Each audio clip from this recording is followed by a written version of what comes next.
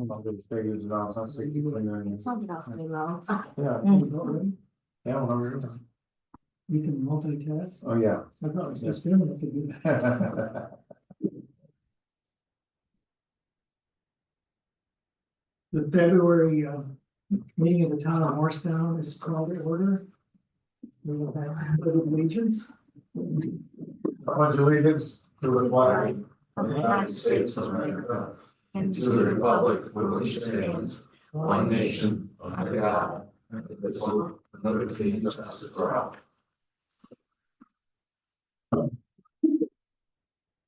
The board all has the minutes before them for the December meeting. Does everyone have a chance to review them? I have a couple of things that I'd like to ask about in the minutes and see whether or not it's appropriate to ask for a revision. And Dean, these have to do with the report that you made dealing with the fire insurance update.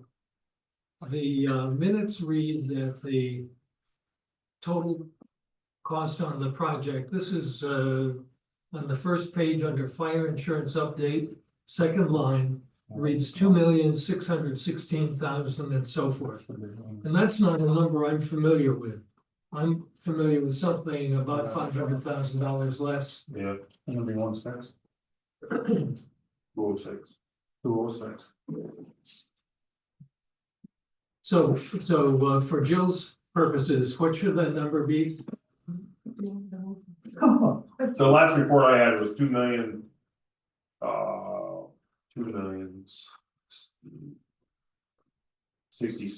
2,067,358.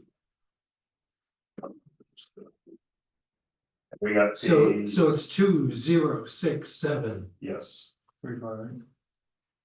And then in the last, second to last and we line, also, I'm well, sorry, I'm sorry too, but that. Actually, that probably came in after the, so, yep.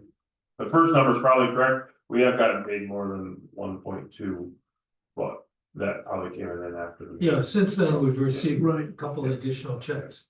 So we can update those. I know you're gonna do a report.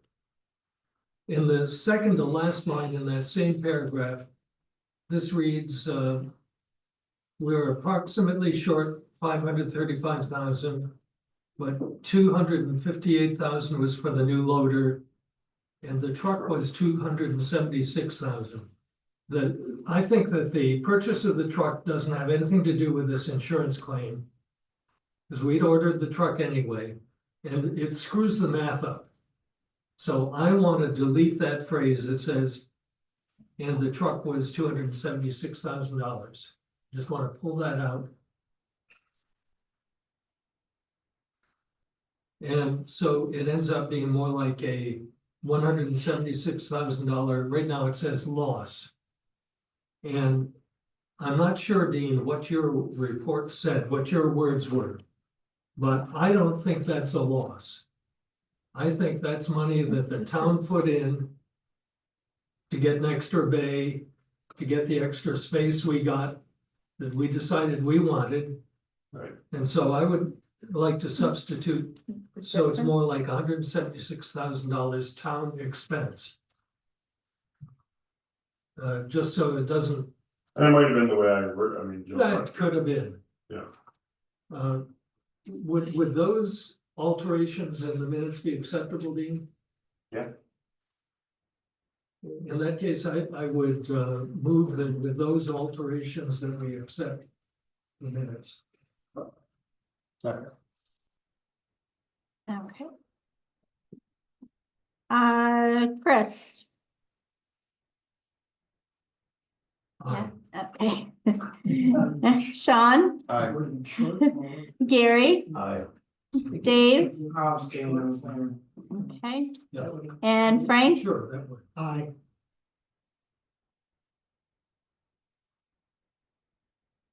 Okay, so we have a revision. With the revision, is there any other comment?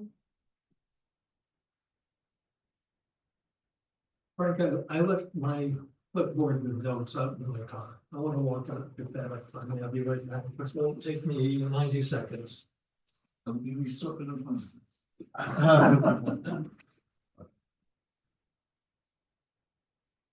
Yeah, it's not a good one.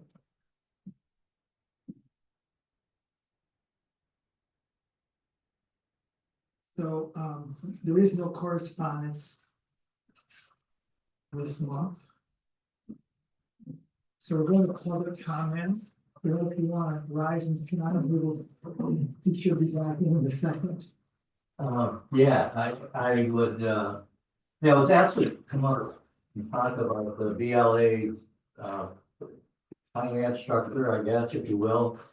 Just to be clear here, I'm a member of the BLA, but also the Black Lake Chamber and the Black Lake Fishing Game Club. So BLA, not BLM.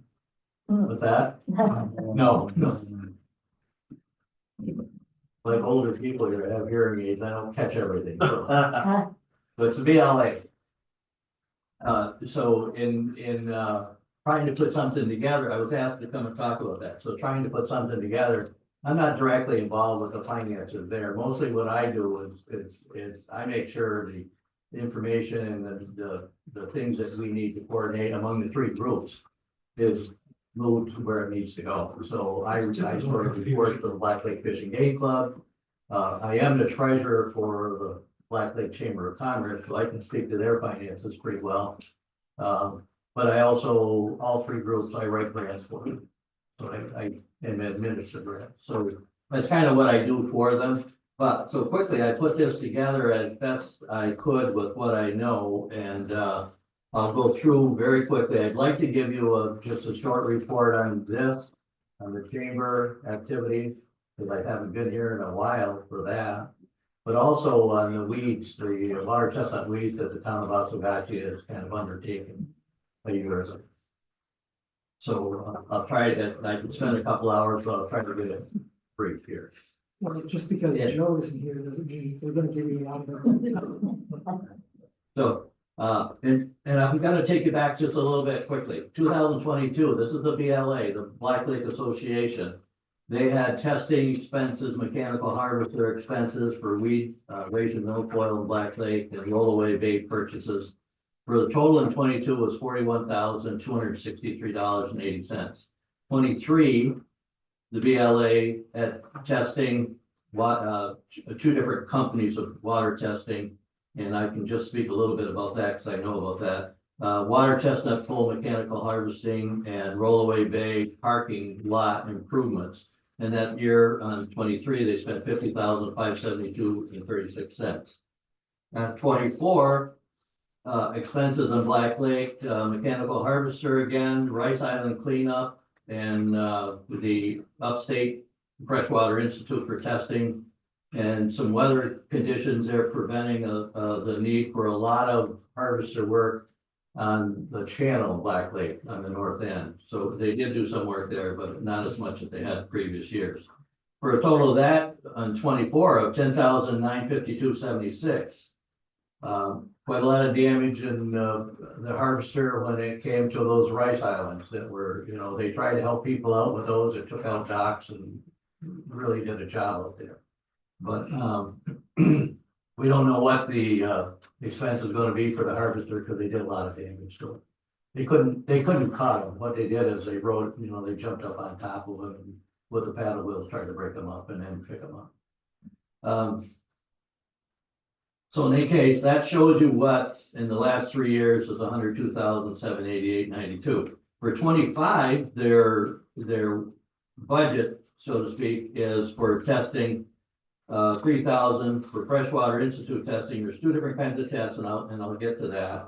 2,000 mechanical harvester cleanup, 10,000, and Black Lake channel markings, 2,000, and the water chestnut work with mechanical harvester at 16,000. So in 25, their estimated expenses are going to be 33,000.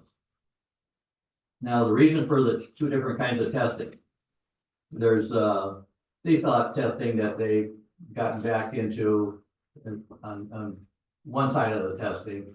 But more importantly, what we're trying to find out is why Black Lake was downgraded from A to B with DEC and why we have continuously having a loading, phosphorus loading there. So DEC tests only in one spot once a year. So what we have done is hired Brad Baldwin and testing up the lake, creeks, major farm runoffs. We've been doing that now, if am I correct? Yes. Yeah. That's not just. Yeah, and what we've got now are test records, official test records, all the way up into, well, pretty near Rossi. So we want to test one more time that same areas to see the change. Mhm. And then we want to jump Rossi and go up Black River. Everything that the test results that we have to date show that the loading is coming from the Black River. Not, they used to say the farms were loading the lake. Well, our tests show that that's not true today. Mhm. I don't know what it was, 20, 30 years ago, but today. So, we're not trying to provide tests to beat up some village upstream of Black River for their effluent from their wastewater plants and things of that nature. What we're trying to do is provide DEC for some test results that they don't currently have. And if we do have a plant upstream, well, come on, DEC, help them fix that. Do the right thing here. I was gonna say, what is the hope that they're going to utilize all of this material that you're providing them with? Our hope is that we can provide that to DEC, Right, pinpoint where the contamination or the bulk of it is coming from. And then lobby DEC to fix it, so. yeah. make improvements wherever that is. We don't know where it is yet. But I'm sure our test results are gonna find it. Now, in talking with them, we've had several meetings. I've been involved with several meetings with DEC over this chemical loading. Contaminant loading in Black Lake, and they really don't have, as far as what I can tell, they don't have good test results. Their tests are just in the same place every year. So it's not following, it's not going anywhere to try to determine where it's coming from. I don't know why that is, but I did ask at our last meeting how many plants upstream had permits to dump in high water, like you saw a year and a half ago or so from Black River and Watertown. What Watertown was dumping millions of gallons, right? So, and they said none of the plants upstream in the Indian River had permits. Well, as you know, Frank, I was a mayor of a village and I know what happened in high water events, whether we had a permit or not. Mhm. Of course, that was many years ago too. Yeah. But anyway, that's the testing there. So the work in, let's see. Did I just touch on the work in 2025? I did. You gave us the budget, yeah. Yeah, that's sort of their anticipated Right, workload. The anticipated revenue for 25, I do know some pieces of that. Oswegatchie is 10,000, Macomb is 7,100, Rossi is 500. They currently have, and this is a figure I just found out, they currently have a cash reserve of $61,823.89. The capital project associated with that are the purchase of additional property in Rollaway Bay for parking. That's mostly for ice fishing in the wintertime. They did buy a piece there a year and a half or 2 years ago and improved the parking there, but it needs to be bigger because they're still parking out in the road. So there's an adjacent piece of property that's coming up for sale here. They're going to purchase that and improve the parking lot there, make it bigger. Cameras installed at the boat launch, that's working with Parks and Recs. In the last few years, trying to work with Parks and Recs, everything was no. So we had some meetings there with some of, our assemblymen and senators, and they're trying to work with us now, but there's never any money. Yeah. So, before we said, and I was part of that group, we said, well, we'll try to raise money. Can we put the project together and you take it over? Well, they didn't want anything to do with that.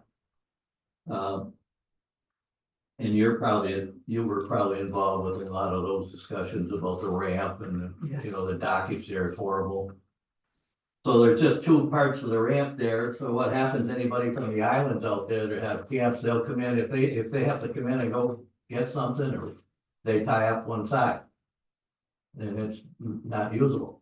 And then the same thing happens if somebody has a motor breakdown or something with their boat or something like that, they'll tie up one side. And I don't know if many of you have ever been down in there trying to get in and out of the water, but sometimes it's 45 minutes to an hour. Just to get to it. And that's the reason that, part of the reason, let me just put it that way, part of the reason that I just bought a piece of property in the town of Morristown with my own dock.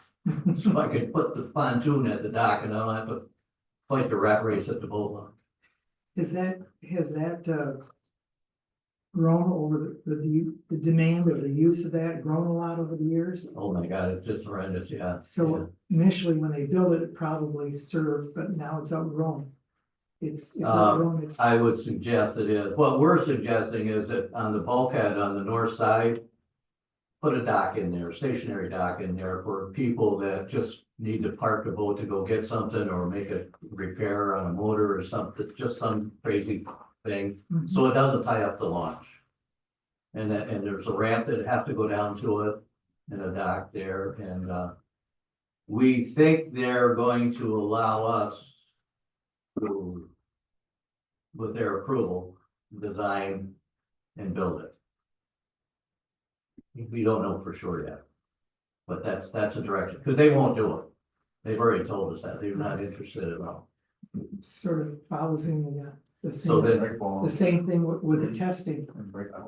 You can do it, you can find the money to do it, really, that's, well, Yes. if we could just get some encouragement, is yes, we'll approve a design, we can get somebody to design that. And then, then we go look for the balance of the money we need to put it in. for the other, what we talked about earlier, yes, we will use your data. With that, I said, like what you talked about before the testing, yes, we will use your data. oh yes, absolutely, absolutely. And then the other piece is to make an exit road out of the boat launch area. Right now, you got the same narrow little strip that goes down in there. We couldn't get them to cut the brush until we complained. They wouldn't let us cut it. And look, it took us, 3 years to get a sign, New York State boat launch sign. And then when they put it in, what did they do, Sean? Put it in facing the road. Anybody traveling 55 miles an hour, it's a 45 now, which might help, but 55 miles an hour, you never see that sign. And I brought that up, and what an embarrassment that was. I didn't mean to do it that way, but I mean, Maybe they did that purposely to keep the Well- traffic down there. when I brought it up, it was quickly changed, let me just say that. All right, so, the you back new up? exit lane out of there, I think that's important, that would help the flow of traffic, especially during tournament weekends. And on the tournament weekends, nobody was taking care of scheduling tournaments, Parks and Recs, it's their responsibility. But nobody was doing it, so we had, some weekends, we might have 2 tournaments scheduled the same day. And it would be an hour plus trying to get your boat to the water. I mean, just crazy. So now, that's one of the things we did agree on, Parks and Recs is actually gonna be scheduling the tournaments. And permitting. Could you back up to, who is contributed? You were talking about the different. Yeah, towns. as a matter of fact, Frank, I'm gonna leave you a packet of this that has more detail. I'm trying, I got so much to cover, I'm just trying to flash through Highlight and it. give you just an overview. But I'll provide that. The one I do the budget for Oswegatchie, so it's 10,000, they gave 10,000 last year and 10,000 this year. Macomb, I do their budgets, 7,100. Rossi, I actually do their budget, so it's 500. So those are those numbers, but they're in that packet right there, I'll leave with you. Thank you. So anyway, the exit road, I just spoke about that a little bit. So what happens here, generally speaking, in the spring, the VLA will prioritize the project for the summer of 25.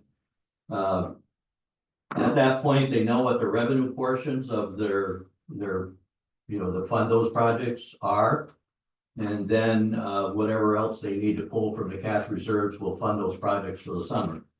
The bulk of the cash reserves, though, are supposed to be held for these capital projects.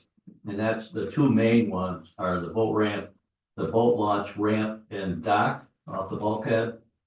And the additional land needed for, there's actually three, additional land needed for the ramp at the boat launch.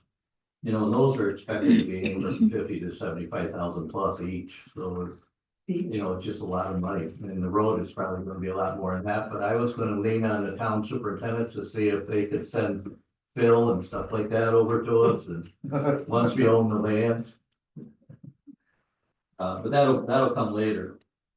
And the other project is that additional, land purchase over on Rollaway Bay, that we wanna expand the parking lot over there. And so essentially what they did over there is they bought the land, cleaned it up, made a parking lot, turned it over to the town. Is really what that arrangement was for Macomb.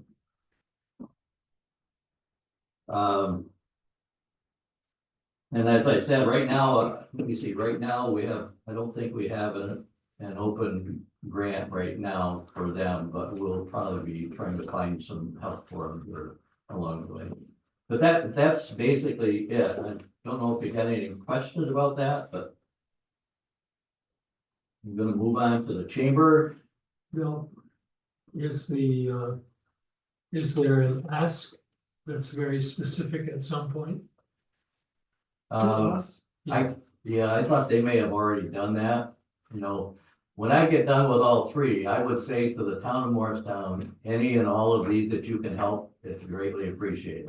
And I apologize I didn't know that they weren't giving, detailed reports to you every year as to what was done and what the money is spent on and all that. well, We will have that going forward.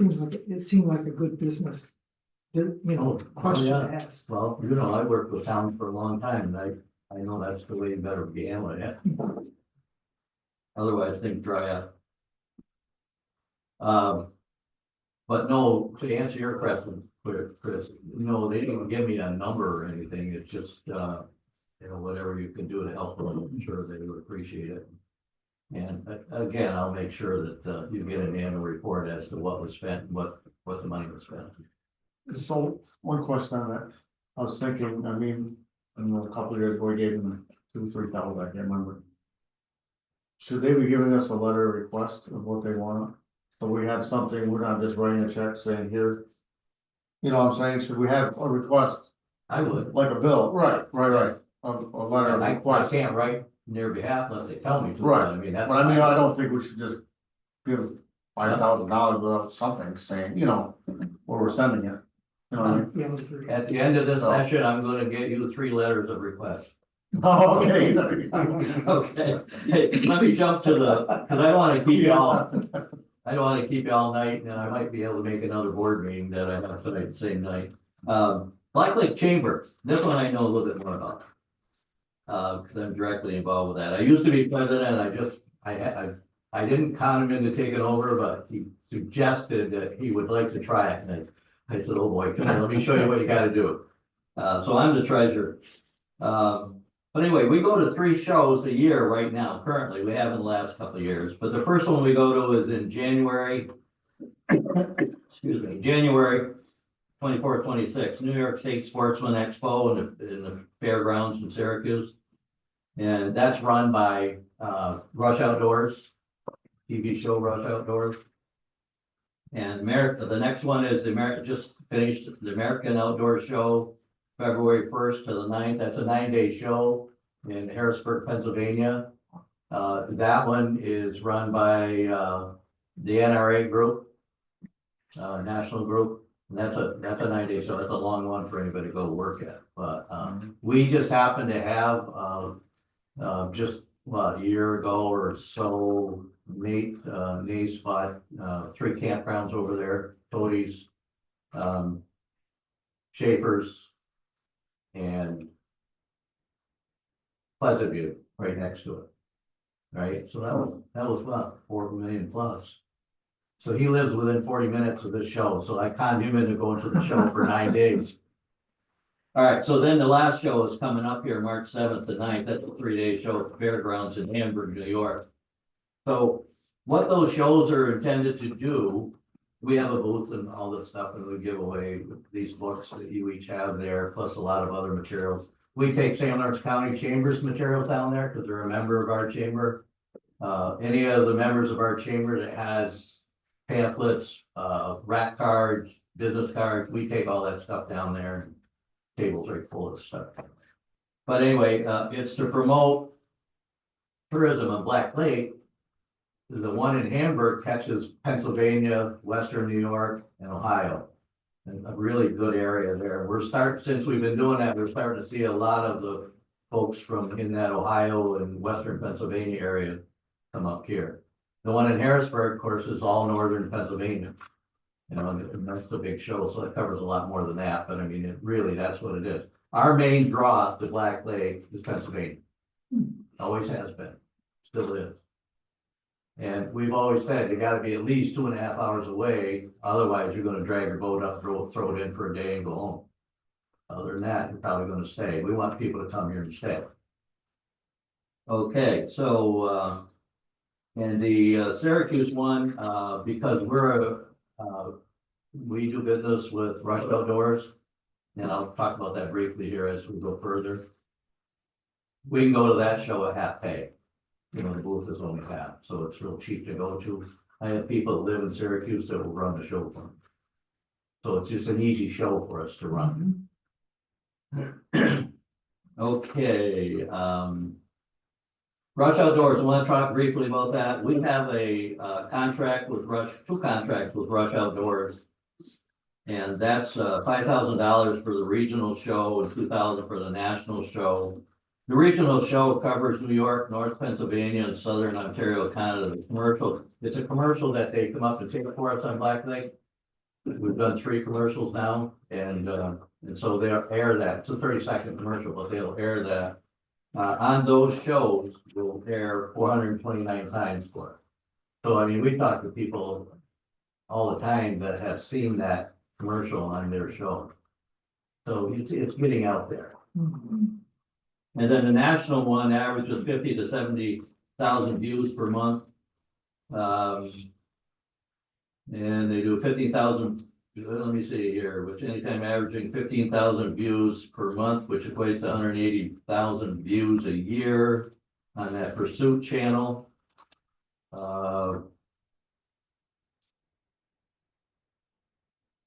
So one of our big advertising expenses is Rush Outdoors every year. That's a $5,000, actually $7,000 a year every year. It's hard to measure what it's doing for us, but it's putting Black Lake, you know, right across the whole United States. So we've had a lot of people that tell us that they've seen that commercial on there. Okay, the projects we have for 2025. Again, we'll be going to those 3 sport shows. We might add one more, I'm not sure. There's one down near New York City that the promoter's been after us to come down there. I'm not sure if I can get anybody to go work it. We will be still running ads all this year in 25 on the Rush Outdoors TV shows. We're in the process right now of doing a complete website redesign, which is pretty involved and expensive process. We run every year the America's Panfish Marathon in Black Lake. There's 300 tagged fish there somewhere. It has been in the past somewhere around $80,000 in cash prizes.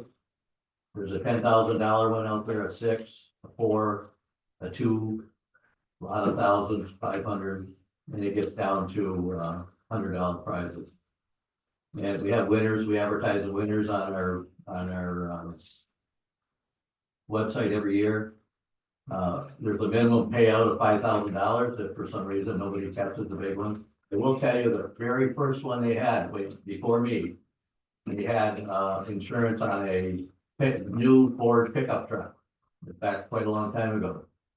And that year, somebody won the Ford pickup. And we couldn't get insurance after that. We just couldn't afford the insurance for it. So, I have to maintain in that account, I try to maintain somewhere around $50,000-$60,000 in that account.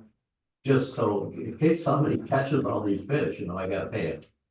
So, we keep that in reserve for that account. Oh, and by the way, we are gonna open, I expect no later than the 1st of May, I'm trying to get our information center at Edwardsville open the 1st of April. We've got the building there, gone through all the hurdles of, you know, the permitting and all that kind of stuff that you have to do, and we've got the building there. I was trying to build it with all volunteer help. Well, I suppose most of you know how that works. I had a couple volunteers, but other than that, it's going to be done, I'm sure, by the 1st of April. You know, 'cause I imagine I'll be doing a lot of that myself up there. So the information center, so everybody that, all the groups, all the businesses that belong to the chamber will be able to advertise in there.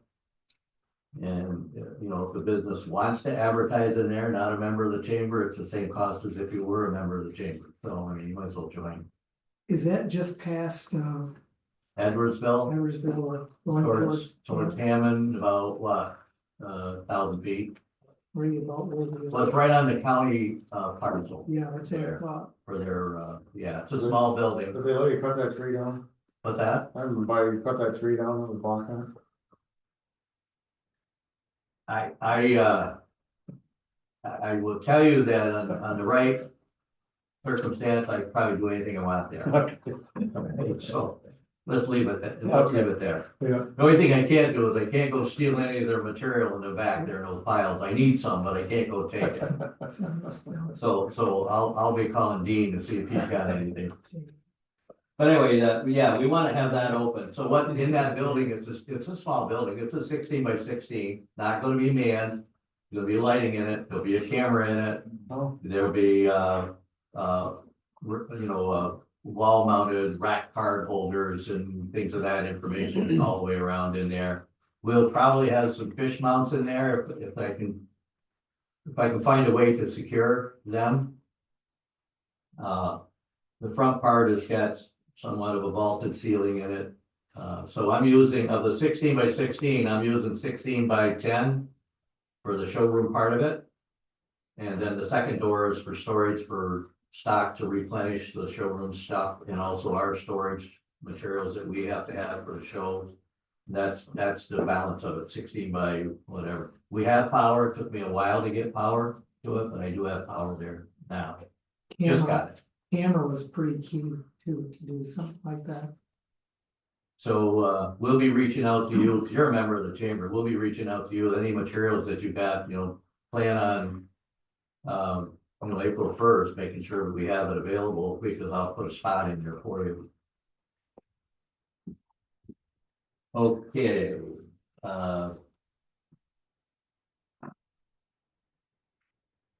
And this year, we've got to publish the 26-27 Black Lake Guidebook. The one that you have now is actually, it's outdated now. There's been some sales on Black Lake since then. Camp Carroll got sold, and I think up on Back Bay got sold, I believe, too. Yeah, so that's, How many do you have? both of those were, by the way, those are not $200,000 sales. Those are $1 million plus. How many do you have? How many do you have made of this when you have them? I usually get anywhere from 6,000 to 8,000, depending on the number of shows that we do. And they used to charge for them. We don't charge for those now. The advertisers in there pay a fee to be there, and what I try to do is I try to make the fee pay for the book itself, so that we can hand them out. What we want to do is we want to get all that advertising out there that you possibly can. And we give, like at the shows, we give out cases of that book. I'm surprised the number of people, You know, and I've had people tell me, no more print, you're wasting your money on print. Well, I'm telling you, boy, the people that come to those shows, they want that book. You used to have a nice map in there, Lou, years ago. Yes, and what we're doing, Gary, we're trying to improve. We're trying to get a better map than the one that was in there. Mhm. That actually pinpoints the islands and does a better job of telling what's in there. Can you do I'm not sure, can you do a QR code the map- Absolutely, we can. And our next book will have a QR code on it, but you know, we have a lot of people that come there that don't use cell phones much and don't use computers very much. Mhm. And still a lot of people that do that, you know, that are, That's why these are still so hot. oh, they are. I mean, we have people come to the booth and ask for them if there isn't one right out on the table. I mean, it's just crazy. And through the website, I get people that send me emails all the time asking me to send them a new book. You know, and we just box it up and pay the postage and send it down to them. We want people to see what's going on here. We want people to come. This is. So anyway, the other thing that we do, the booklet is. We'll be printing that sometime around the end of 25. So that it's available for the January shows and throughout next year, and then we usually try to print it up, so it's 2 years for us. So every 2 years, because there's a lot of work putting that together. It's Yeah. a ton of work. I understand that, I worked for a magazine, remember? Yes. And so then we do work with the town of Oswegatchie and water chestnut removal. Trying to prevent the water chestnuts from getting into Black Lake, and I can't tell you how big a deal that is. That's a huge undertaking. And then we actually work with the BLA on their capital improvement projects, the boat launch and other projects. And also with their water testing. We don't pay for the water testing, but what we do is we might have some of our people do the sampling. Some of the. Like. And we have our people as well as some of their people chasing the water chestnuts. What we're trying to do is make sure all the camp owners, doesn't matter if you're belong to an organization or not, private, or doesn't matter what it is, all the camp owners know what we're looking for out there in this water chestnut. If you see it and you can pull it, fine. If you can't, tell us where it is, you know, pinpoint it. And if you don't want to pull it, pinpoint it and tell us where it is, we'll go get it. We did have a call last year, there was one in Black Creek, we couldn't find it. Black Creek, so I don't think right now, the way we've studied this water chestnut, I don't think there's anything coming down the Indian River. At least not right now. The seed bed, and that gets into my next topic here. The seed bed is above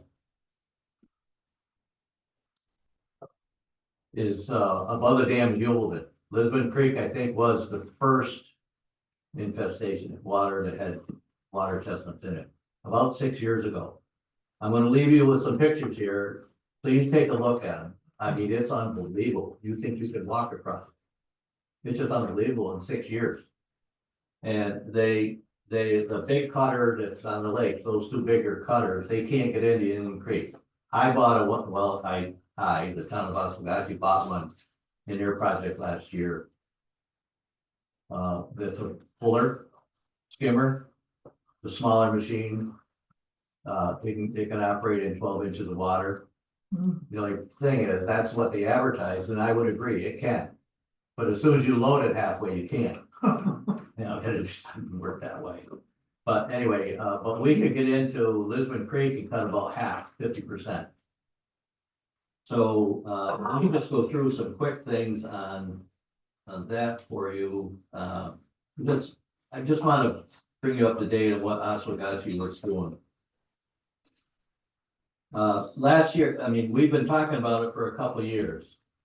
Okay, and this infestation that we have is in the Oswegatchie River in Indian Creek.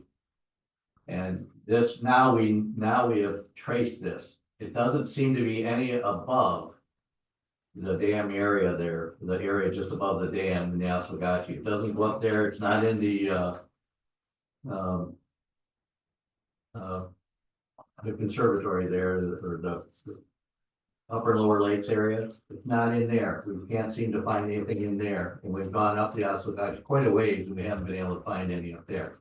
So how it jumped everything and where it came from, we have no idea, but it got into Lisbon Creek. So Lisbon Creek has been the seedbed for the Oswegatchie River in that bay as it flows out. And so now what we have found is it's in every bay, practically every bay, down the Oswegatchie River to the dam at Ewer and beyond the dam at Ewer to the dam at Augsburg. And Kerbals Creek around the corner and the St. Lawrence River, it's in there now. Now, we don't know, we didn't go further than that. We don't know what's in the other bays headed towards Wadding downstream.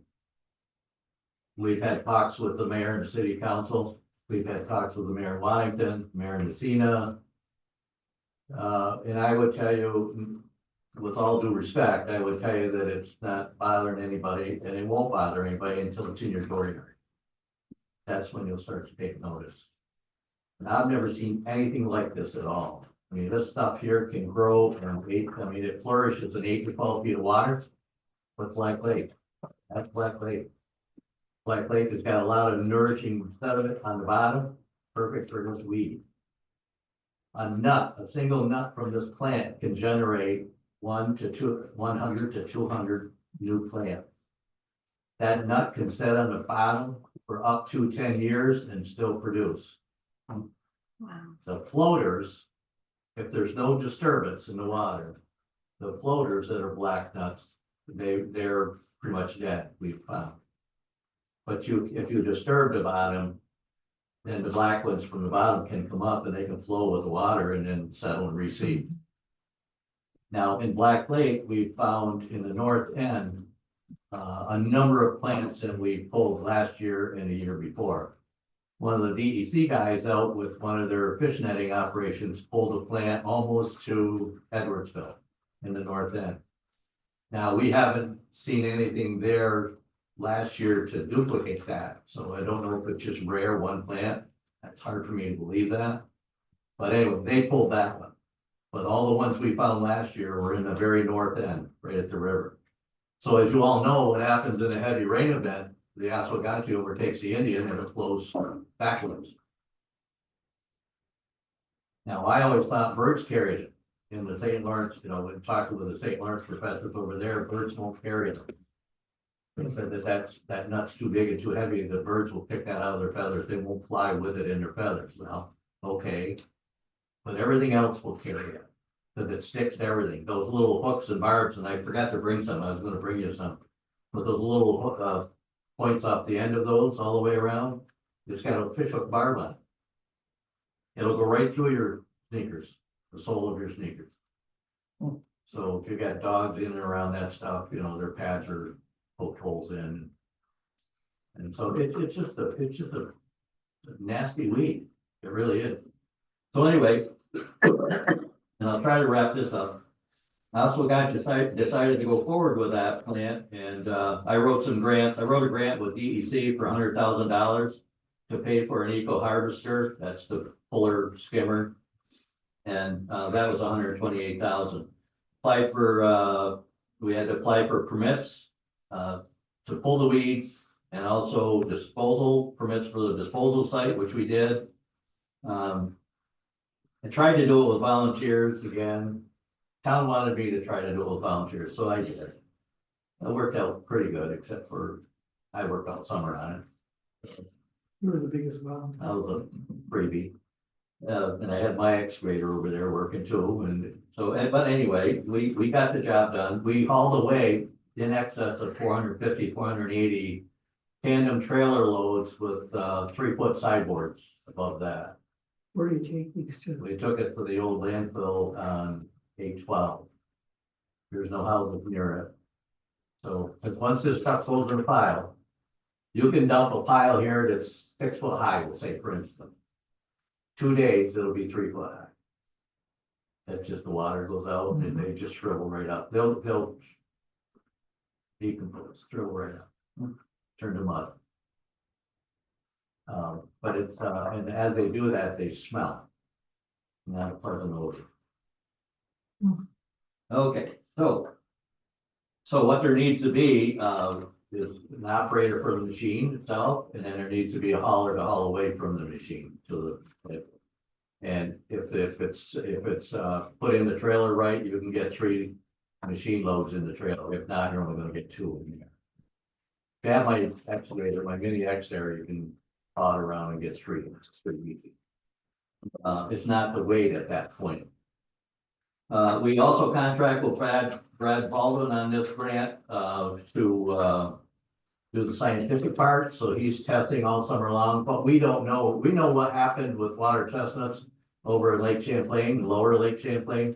We've done an awful lot of research with those people and talked to them, and so we know what happens with water chestnuts over there. We didn't really know if there's a lot of difference from the water chestnuts that we have over in the Oswegatchie River.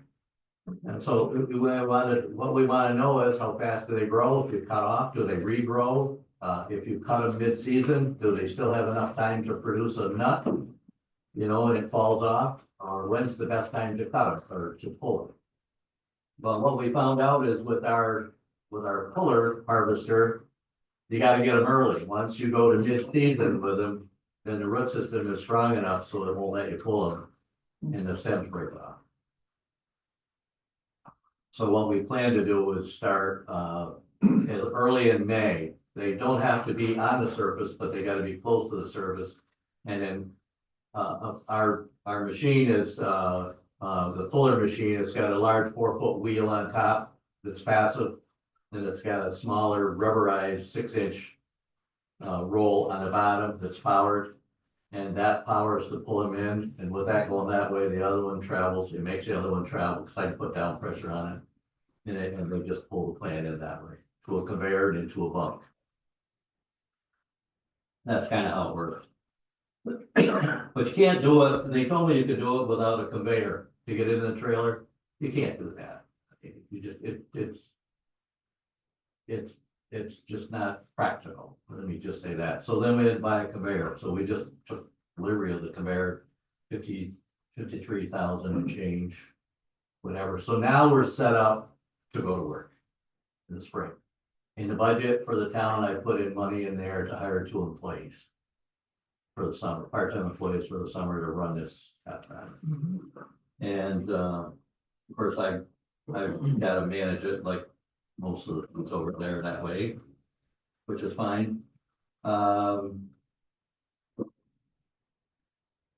So last year's expenses for the town was 196,566.65. Had a DEC grant of 100,000, Brookfield at 2,500, RBRDA at 15,000, sales tax revenue at 79,000 and change covered the rest of it. So the town of Oswegatchie has put I want to tell you, a huge effort into trying to keep this water chestnut from getting into Black Lake. I think if we don't put every effort forward, we'll turn that lake into a swamp. And your tourism dollars will go with it. Okay. 25 budget, just quickly, I'll go through. We have a contract for 2 more years with Brad Baldwin at St. Lawrence University for testing. This year, again, Lisbon Creek and parts of the Oswegatchie that I can't get to with a machine. Lisbon Creek is too shallow. Oswegatchie, it's got those stumps and stuff out there, plus there's shallow parts on the edge. We're contracting with a herbicide applicator. DEC approved. I know we're gonna get pushback from that. Nobody likes herbicide. I don't even like herbicide for God's sake, but I mean, Alternatives. there's no other way to get that. Now, it was suggested that we get some people in handful. 40 acres. Could a handful 40 acres? I don't think so. Volunteers, please. Yeah. I'm not, maybe I can get you there, Chris, but I'm not coming out there. Anyway, that's kind of where we are. The budget for 25, 2 employees to operate the harvester and dispose of the weeds, contract with Brad Baldwin, the university, contract with the herbicide applicator group. And right now I've got a preliminary cost of 55,000, and I know that's gonna exceed that by a little. Um.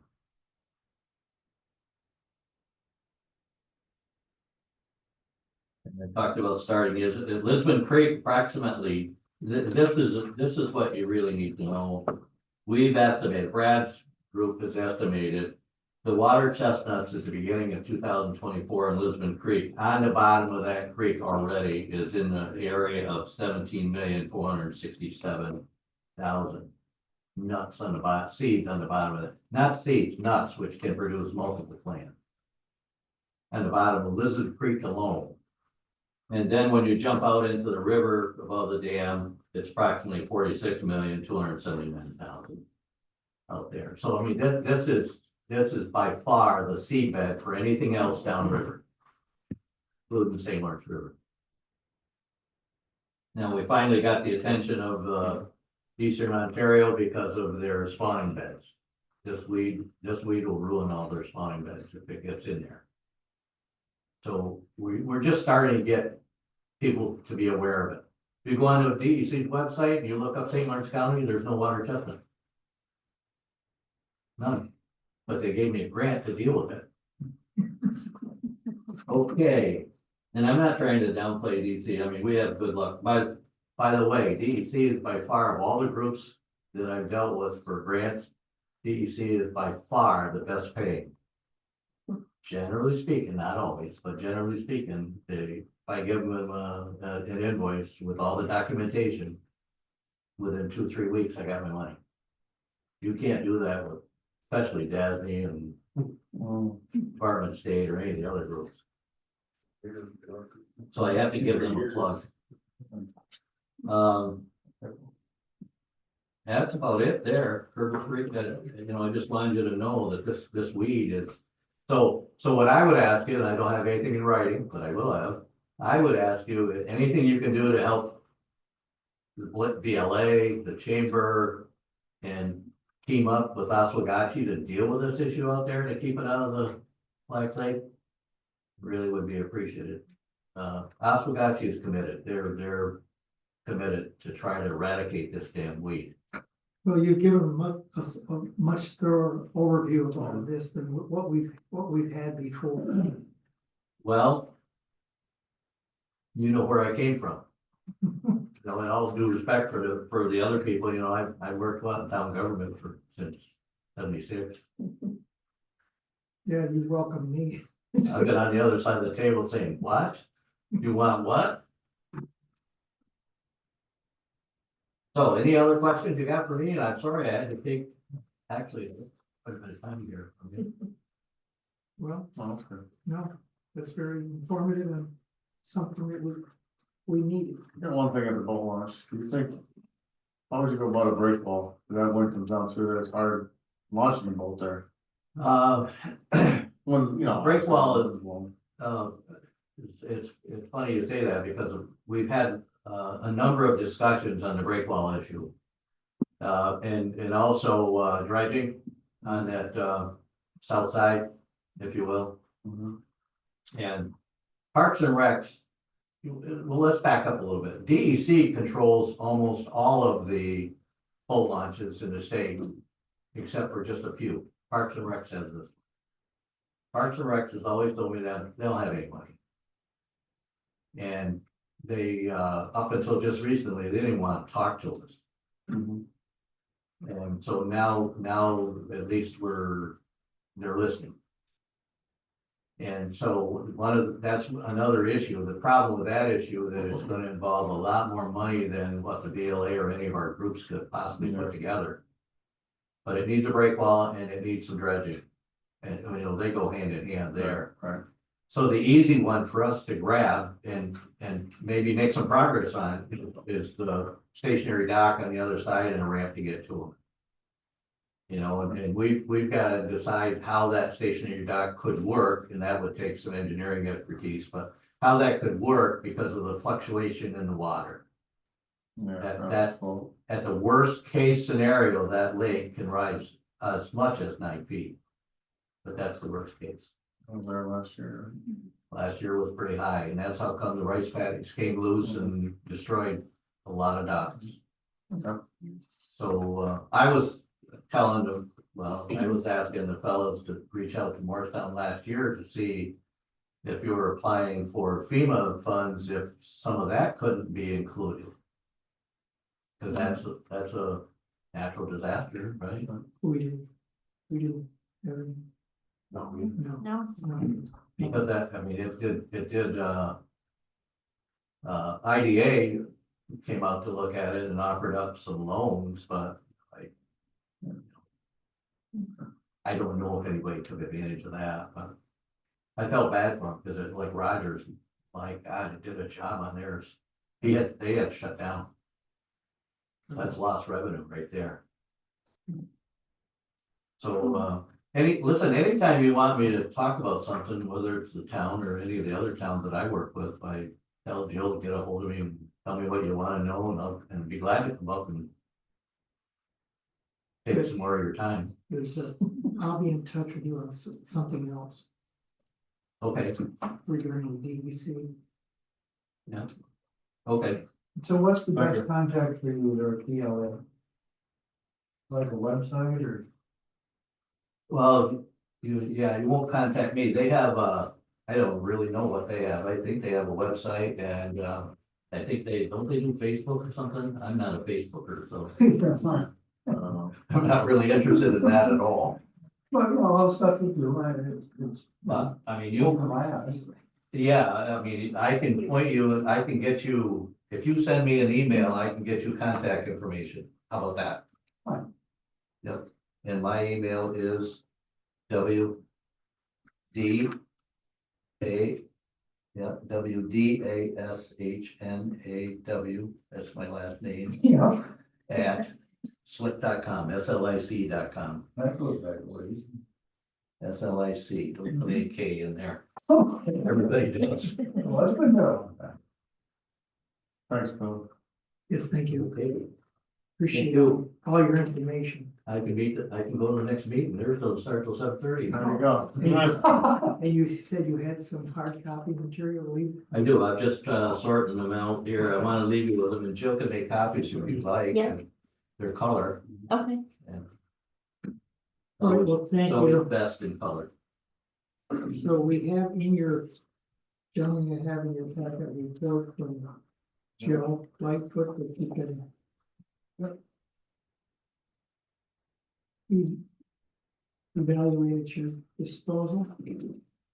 And there's the recreation committee minutes also. And with that, we'll move into old business. Financial report, budget modification.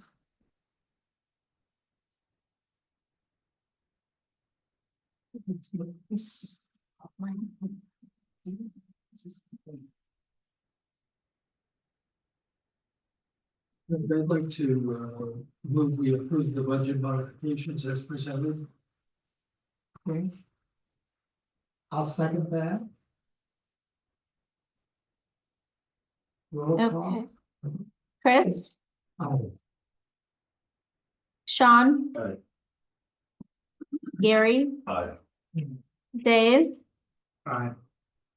Frank, aye. Motion carries. Modifications. Through now. If I'm not fine, with being inside during the winter time. I've been spending a lot of time thinking about, financial issues. And, one of the things that I thought was very interesting was to take a look at the end of year, cash balance in the town's accounts. And I just handed you a sheet, guys, that shows the balance as of the end of 2024. And gives a few years back, and if anybody's interested and wants to look at it, I've got some extra copies of this stuff. But the stuff that I think is really salient is that as of the end of December, we had paid for almost everything in terms of rebuilding the town barn. And we showed as a receivable the very last and final payments from the insurance company. So these balances really reflect with that one footnote that we've had one more expense, I think, for the bus. These balances reflect having paid for what we intended to with the bond and received what we expect from the insurance company.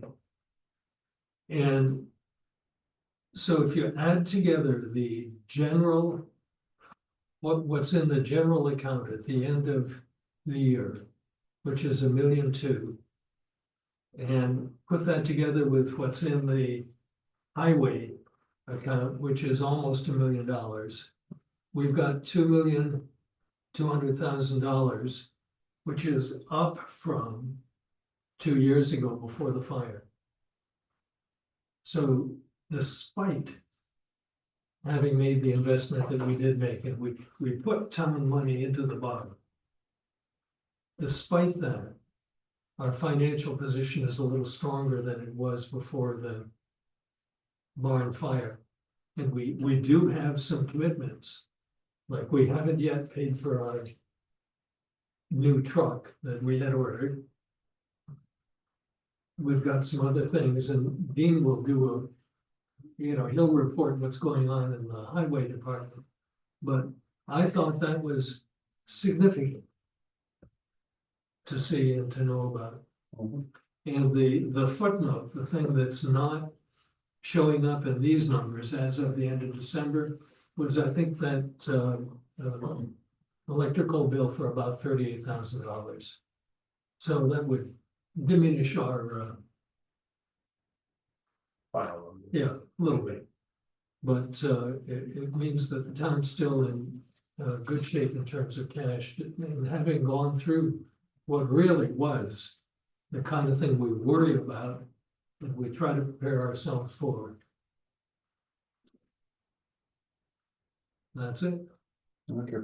And we have a new up-to-date structure that fills our needs a lot more, and I suspect it's probably much more energy efficient than anything. Yeah. Well, eating things.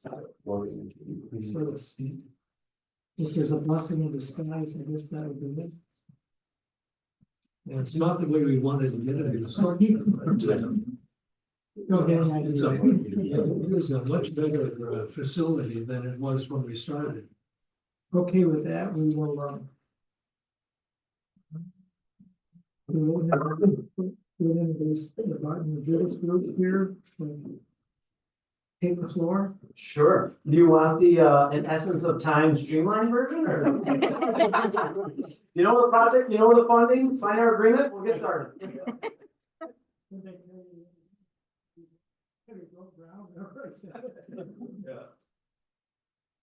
Yeah, so the update that you see here is the same one that Taylor brought to you back in December, essentially, other than starting a month later, but our amendment is an extension of the same EJCDC contract format that we already have in place for the study. It just extends our services out to the rest of the project.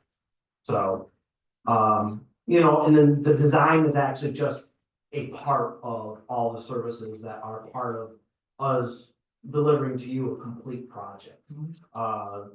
There's the bidding, the construction administration, inspection, permitting, even the stuff we have to sub out, like doing soil borings, the mapping, things of that nature. So that's all bundled into the amendment for all of our services from now to, doing the ribbon cutting at the end of the project. We don't do all the services. There are other parties involved, such as your attorney, your bond counsel, any fiscal services. However, we end up being the ringleader, coordinating all of those to keep everything moving forward on the project as it should. We'll bring everything to you for your action when there are items that need the board's action. Other than that, you can hopefully be rest assured that everything that needs to be taken care of on the project is being taken care of by us. It's, from now to the end. It'd be important to keep an open line of communication. A lot of things will be happening, in both the planning, the development. And then in the construction. So, we'll set up those channels of communication, mostly email, we'll have monthly project meetings. We'll always be updating you monthly as a board and letting you know, if there's any actions to be taken, whether it's, executing contracts with the contractors or change orders or, permits that you need to sign that we'll prepare for you and submit. So all of that's bundled into that amendment that we, had sent to you. And, the project schedules, framework is all there, so I mean, anticipate that you'll be working on this for, much of the next couple of years. Can I ask a question? Absolutely. Okay. This amount on the amendment that we're looking at for tonight is included in the costs that you used when you estimated the user cost and the, Correct. correct, In fact, our total agreement amount is actually a little less than what was actually in that budget that went into the total project amount that was used to calculate the end user cost. In fact, Taylor prepared, project budget, the overall project budget has the yellow on it. It puts everything into context. I think you even told us that you were over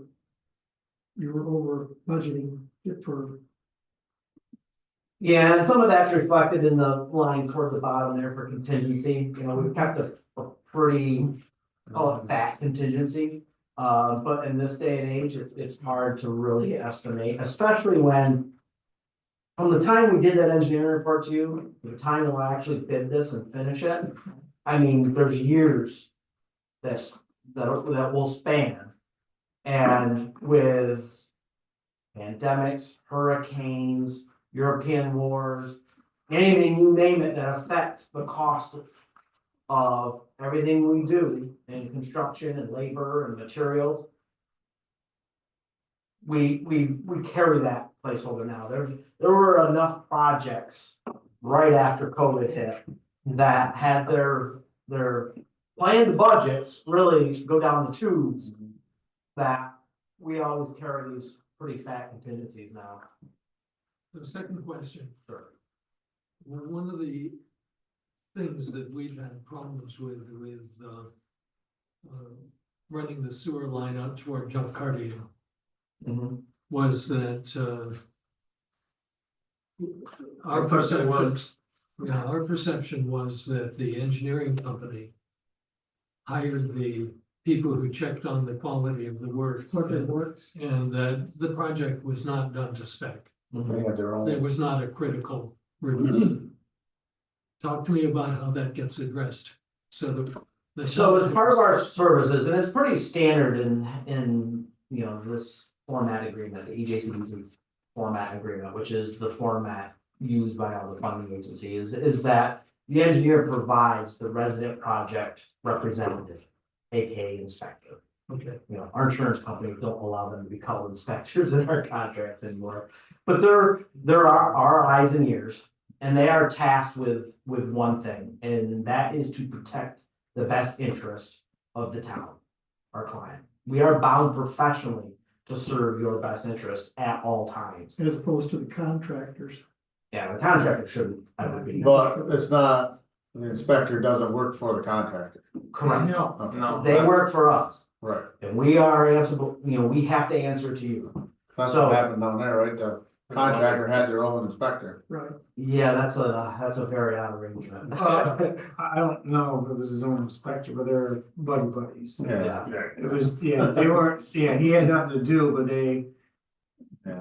Few donuts and coffees and some other stuff out there and stuff was. Go get the coffee for us, please. Some stuff got overlooked, but that was through Burley and Miniac. That so was- how do you go about selecting people who will perform that function? Are they part of your staff or is that from an outside? They're either part of our staff or what we've had to face in more recent years is we've had to sub that out to another firm that is MWBE certified, minority women business. So they as in the funding agency have established some pretty high thresholds for us to meet in having minority women business utilization on the project. It's 20% of our entire fee. We have to give to another company to do that work. That RPR one is one typically that helps satisfy that. Oftentimes, it's actually one of our own inspectors that goes on their payroll for the project. But we fully vet their qualifications, even if it's someone that comes from that sub. We have a couple of different firms we work with quite consistently, so we actually carry over the same one, year to year, project to project. That we're very comfortable with already. Yeah, there's very minimal cases where we haven't worked with an inspector on a project before. That are going from one project to the next. I've worked with them in the past. They're vetted, we trust them, And I don't want to buy trouble or create enmity. But do engineers get sued? And end up being responsible for work that's not done to spec? It happens. Yeah, It happens. I mean, we would work, obviously, we don't want that reputation. We don't want our name in the headlines of newspapers for that. We would do anything and everything to remedy the situation. Even if it's writing a check to make it right. just a very quick tangential mention. Sometimes it's difficult to fulfill the NWBE requirements. You might be delighted to know that the premier building supplies company in the area is NWBE certified. Well, that's good. That'll definitely help. Yeah. Absolutely. Yeah, getting a waiver, if you can't meet 20% is grueling. They really put you through the ringer if you tell them you can't meet 20%. Like let's say you haven't tried hard enough. I actually had them, so we have because they make us sub out so much, that there's a lot of effort on our part just to manage those subs. Take, our institutional knowledge on your project, just to transfer that knowledge to them takes a lot of time that we shouldn't have to incur, but we have to incur because of this requirement with the funding. Yeah. So we actually have a fee to manage our subs. They wanted us to sub out the service of managing our subs. I had to shake my head and said, okay, so then now I have to create a new fee to manage the sub that's gonna manage my sub. Like, it would be never ending, so we don't get a lot of understanding and compassion on their part. So it's just best off if we come up with a plan to meet NWBE requirements. Sounds like we need Dodge. Doge. That would be great. That answers my questions. I think another thing we can add to your question, Chris, is with a lot of projects, we B&L, we highly encourage the town to, stay involved with the project and, encourage people to go down and check on what's going on. If there's anything that you see that is questionable or anything, like, don't be afraid to reach out to us. Like, we would be more than happy to check in on anything that you think was suspicious or, this doesn't usually happen with other projects, but we always encourage you guys to be involved in them. Maybe Dean stop out or any of you guys can go out and look at things, and we encourage you guys to stay involved, especially on the construction standpoint, because that's what matters, A good project, it means that it's gotta be installed correctly and followed through, so. Yeah, that's for sure. Yeah. Yes, we recall that on that project up there, only was after the fact in a number of cases, Right. so. So, and, I think to hammer Matt's point is that the last thing we wanna have happen is to have, B&L's name put on something that went awry like that, just isn't good for anybody. Exactly. So, we try to strive to not have that happen to any of our projects here, so. Any other questions? If not, should we move forward with the motion? Yeah, I'll second it. The motion has been made and seconded. Roll call, Dave, please. did you make the motion? yeah, Okay. Chris, Aye. Sean, Alright, Gary, Aye. Dave, Aye. and Frank. Aye. The motion carries unanimously. so one of the things we'll coordinate for you, an important part of the project is the funding. Now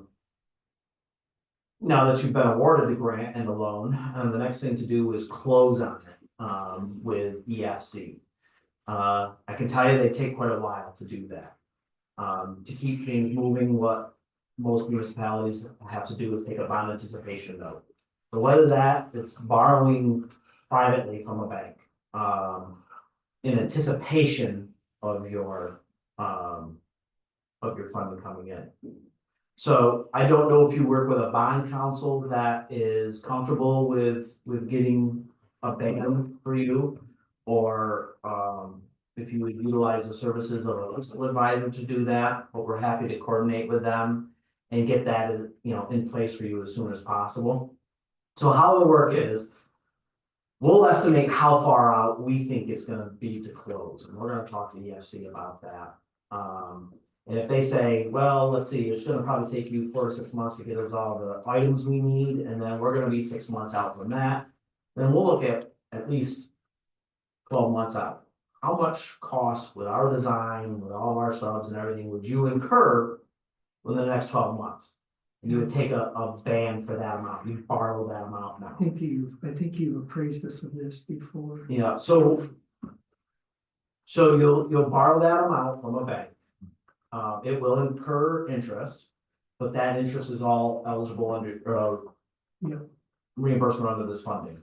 And So we'll- actually, we have an interest line built in that budget that I put together as well, just as a placeholder for it.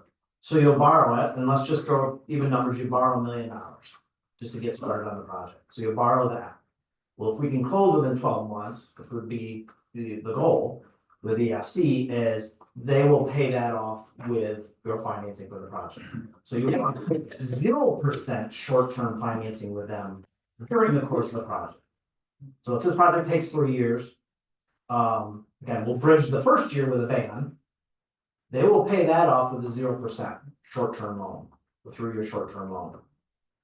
Then all the other costs you incur for those remaining 2 years, they will reimburse monthly as you incur them. In fact, they won't reimburse you, they will fund you to pay those bills. So you don't have any more costs out of pocket out of the town general fund. They will wire you the money quick enough that we'll gather up, our bills, the contractor's bills, your attorney's bills, anybody else that's involved in the project. Put together a disbursement request, have you sign it, send it to EFC. They will wire you the money within a week. So if you have it to them by a Friday, they will wire you the money to your account by the next Friday. So that you have the money timely enough just to write the checks out of that account. I mean, and everybody will get in a routine of making sure they get their bills in time. We'll set up, a monthly cycle so that, the bills aren't out a month at a time. Everybody submits your bill by this day. We'll put the disbursement request a couple days later. Town get wired the money a week later. Everybody's paid within 2 to 3 weeks, which everybody will be okay with throughout the course of the project. And the timeliness and everything, with our new hire, she's exceptional and quick, and so this comes at a good time for her, for us, And at the end of the 3 years, that entire, and we'll have to talk with the EFC if they'll disperse build during the project or if they want to wait to the end. So they may have you borrow like all 10 million through the short-term financing, and it's at 0%, so it really doesn't matter to you at that point. At the end of the 3 years, when the project's done, they will pay off half of it with your $5 million grant. And then the other half, the other 5 million, will roll over into the 30-year 0% loan. And at that time, you'll begin making your annual payments on that. So, again, once we get the ban, the town shouldn't have any expenses out of your general fund anymore. In fact, you'll be reimbursed for everything you've spent so far. Because now that there is a district, well, actually always has been a district. I'm assuming you've been writing checks out of the general fund for this, or did the water district have enough to pay? No, I think an awful lot, went into the general fund. This is. So we'll wanna make sure we account for that. Anything that the general fund has paid for so far will be reimbursed to the general fund out of this water district's funding package. Sure. So, you know, if you could just get back to us on how you would like to take that ban, if your bond council is comfortable doing that. Some bond councils just like to write bond resolutions and really don't like handling the banking part, others do both. If your bond council doesn't do the banking part, then you probably want a fiscal advisor to help you shop for the bank loans. I think if it's over $1 million, they actually have to advertise it. They know all those accounting laws. Yeah, so if you need, we've worked with a few different fiscal advisors, so if you need some names of, if it comes down to that, you need some. You know, recommendations or whatnot, we can give you a couple people to reach out to. A fiscal advisor, really, that's really a different specialty and function than, let's say, the town's attorney. Correct, yeah, So we really need to be thinking about, this would be a new relationship for the town. We don't have a relationship with a fiscal advisor.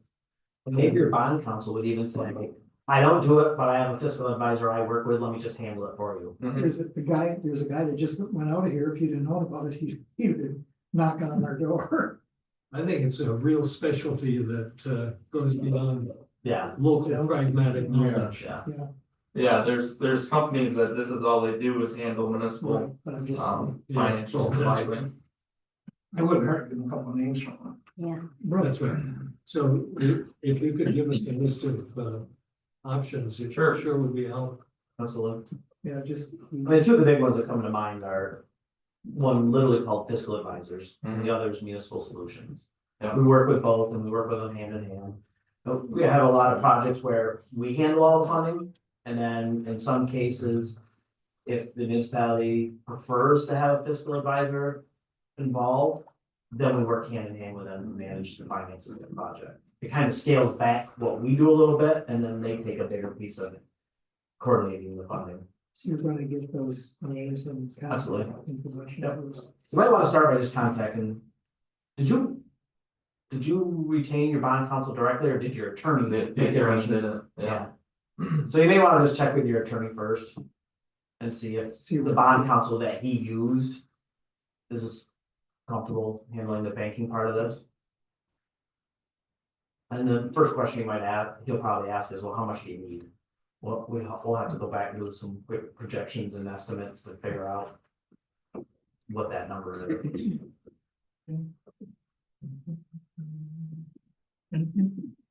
Awesome, Yes. very good, thank you. Edward. Great, all right, thank you. thank you guys. You want this? That's 10 million, 73 million. $1 million, 43 minutes, And you don't need this. Sure. No, that's just, that's for you. Good night. See you. Hey, guys. Now, will you scan me a copy of this? Yep, absolutely, yeah, we will do Thank that. you. Or there's other copies, you can just sign it. Oh, okay. Either way, Yeah. whatever. Okay, We'll still give it to you. Nice, Sherry. Thank you guys. Okay, gentlemen, we are going to move into the cemetery maintenance, the interment. We did not get a bid on the interment bid, but we have one on the maintenance. They're gonna do it. It's $600. Thank you for it. Yeah, the insurance? Just like the mold. Yeah. Right, you're gonna have to dig the graves. Yes. Yeah, it doesn't. It's not in my fine print, it's not fine print. agreement. I reached out to we had a little miscommunication. Jill thought I'd reached out to the guy that. To remind him, and I thought she had reached out to him, so I reached out to him today, so. Okay, so here is the Seaway Valley Lawn Care. By Jason Curran, DBA Seaway Valley Lawn Care, and placing bid on the lawn mowing of town of Morristown. Owned cemeteries for 25, 26, and 27 season. My bid is follows: 2025 in the amount of 18,000. 26, 19,000, and 27, 20,000. So that is the bid for what bid we had. What we paid last time. And that was 14 or 16, 14, no.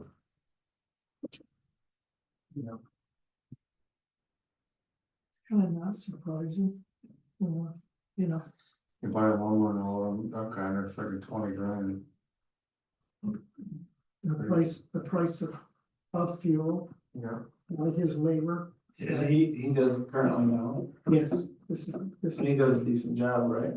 Heard him. They're pretty, no, they stay up with it pretty good, pretty darn good.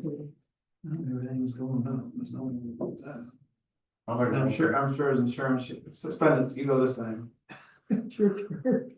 You can make a motion, what, you wanna do it? You wanna? No. Oh, no, he wants to dig the graves. Yeah. Oh, Yeah, if you, I mean, yeah. We have a I motion, don't, yes, I'm. I I'll thought second. Sean did. I made a you motion. made it, oh, you Sean seconded. made the motion. Second it. I seconded it. All right. The motion has been made and seconded, roll call please. Chris, Aye. Sean, Aye. Gary, Dave, Aye. and Frank. Aye. So we will re-advertise. Actually, if I hadn't reached out to him, he forgot, he thought he forgot, he thought it was too late. That was probably all, I said, no, it hasn't been. Does he do awarded." the internment ones or no? No. No. I asked him about like, with that. Okay, that covers our whole business. We'll move into new business, the resolution, the whole harmless. San Luis County providing services for 2025. You got a motion? These are all things we've always done. Yes, yeah. Resolution, yeah, one, I make a motion to pass resolution, one to two, one and two. yeah. For the Motion's been county made and, and seconded. for the county and Hammond. Yes. And David made the motion. Who second? Carry. Okay. Okay, Chris, Aye. Sean, Aye. Gary, Aye. David, Aye. and Frank. Aye. The motion carries. Yes.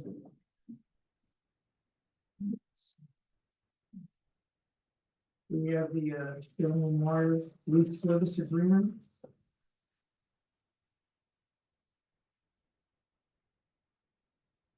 We move a motion on that.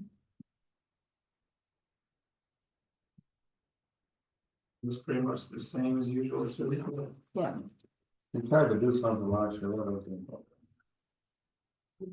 You get- What's their fee?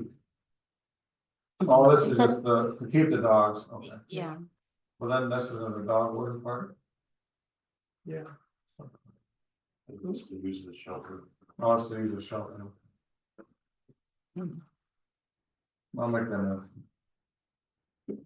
second. Sure. Over there someplace. Gary? Okay. Chris, Aye. Sean, Aye. Gary, Aye. Dave, Aye. Frank, Aye. The motion carries.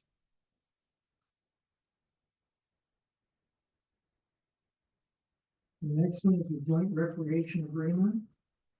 What we got in the packet.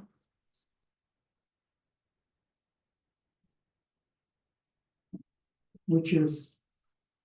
I think there's nothing changed from that, from before, is there? Which you picked up on. She didn't mention any changes. Carol gave this to me.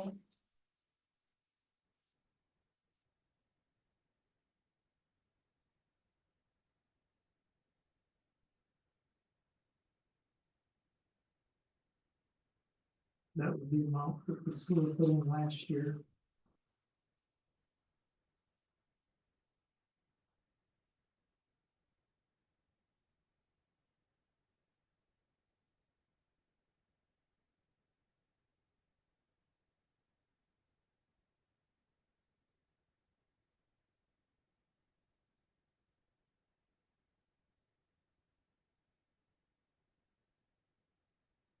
You paid liability last year too, liability insurance, Mhm. you must.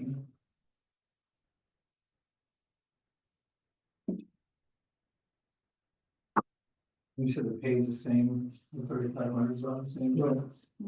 I'll make a motion. I'll second the motion.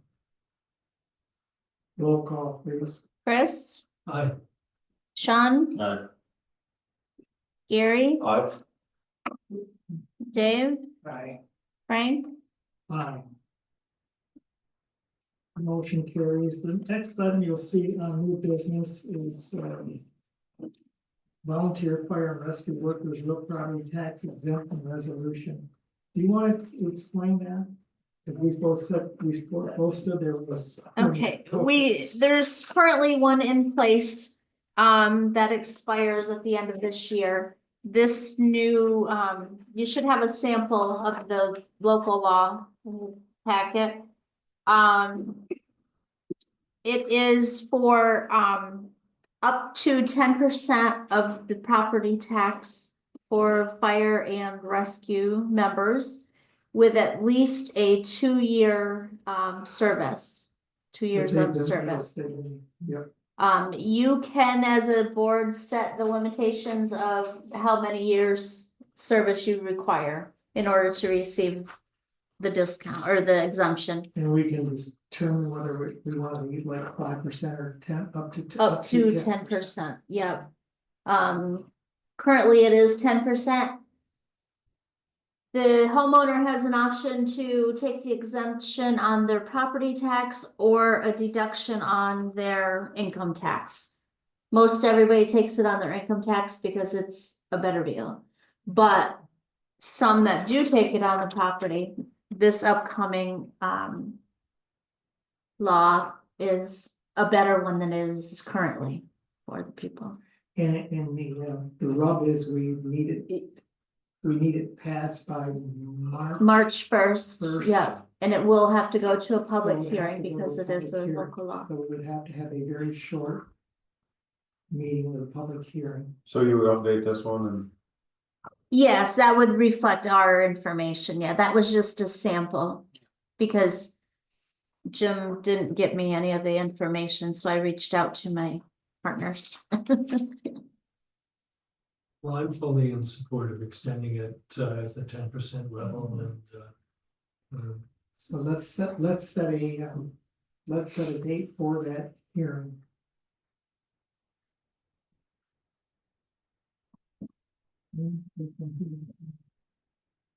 So, is this something, is this something that has to be filed every year? No, this one won't have to be. Right, Up to this point, it hasn't been yearly. This won't have to be. so you as a fireman, you should not have to apply for it every Right, it year. says that for 20 years, Right, but my thing is we need to have something in place if they're not. You know, they get in 2 years, they get out in 4 years. mhm. It's Well, I not know gonna come now off. he sends all that information out. Do you fill a paper out? I never got anything. I've Okay. never gotten, Do you- to the fire department they send it to? No, they send it to each member. If you Yeah. get a deduction on your real property tax, Right. then you would get a form to fill out. And that shows that you're eligible for that exemption. Oh, they have to do it every year then. Right. Yes, you have to fill the Unless form, you're in over 20 years, then you're automatic. then you're But automatic. where it is, we don't have to pass a Right, resolution every year. Jill, how soon can we schedule a hearing given the public notice required? Well, if I can get it in the paper. Today's Tuesday, I may be able to get it in tomorrow with some connections. And you have to give at least a 5-day notice, so. I would say I would aim for the last week of February to be safe. Which shouldn't be a problem unless everybody's Maybe the getting, next meeting. everybody's getting up to go to one. Well, other. the next meeting doesn't fall until after the deadline. In order for it to be effective on this current coming tax roll, it has to be approved by March 1st. Otherwise, if it's not approved by March 1st, it won't happen until 2026. Well, I'm gonna be out of town the last week of the month, but if you can get a quorum, which I think you probably can. I'll be gone 3 days last week, Okay. so Which 3 days? Oh, we can, Monday, Tuesday, Wednesday, I'll be back Thursday and Friday. Why don't we let that cover the week Thursday's fine. after you get back? I would say Thursday would be better because the last time we tried a public hearing on a Friday, it wasn't good. So, yeah, do it that Thursday. The 27th, Yeah. okay. Does that work for everyone else? I believe so. Sure. Unless this one has a storm. He wants his 10%. I can swing it, I can swing it. He'll swing it with Yeah, power. He'll be here. What time do we want, what hour do we want to do that, John? Sean, did you say 6? Sure, Okay. Say it's 6. I'm good with that. Okay.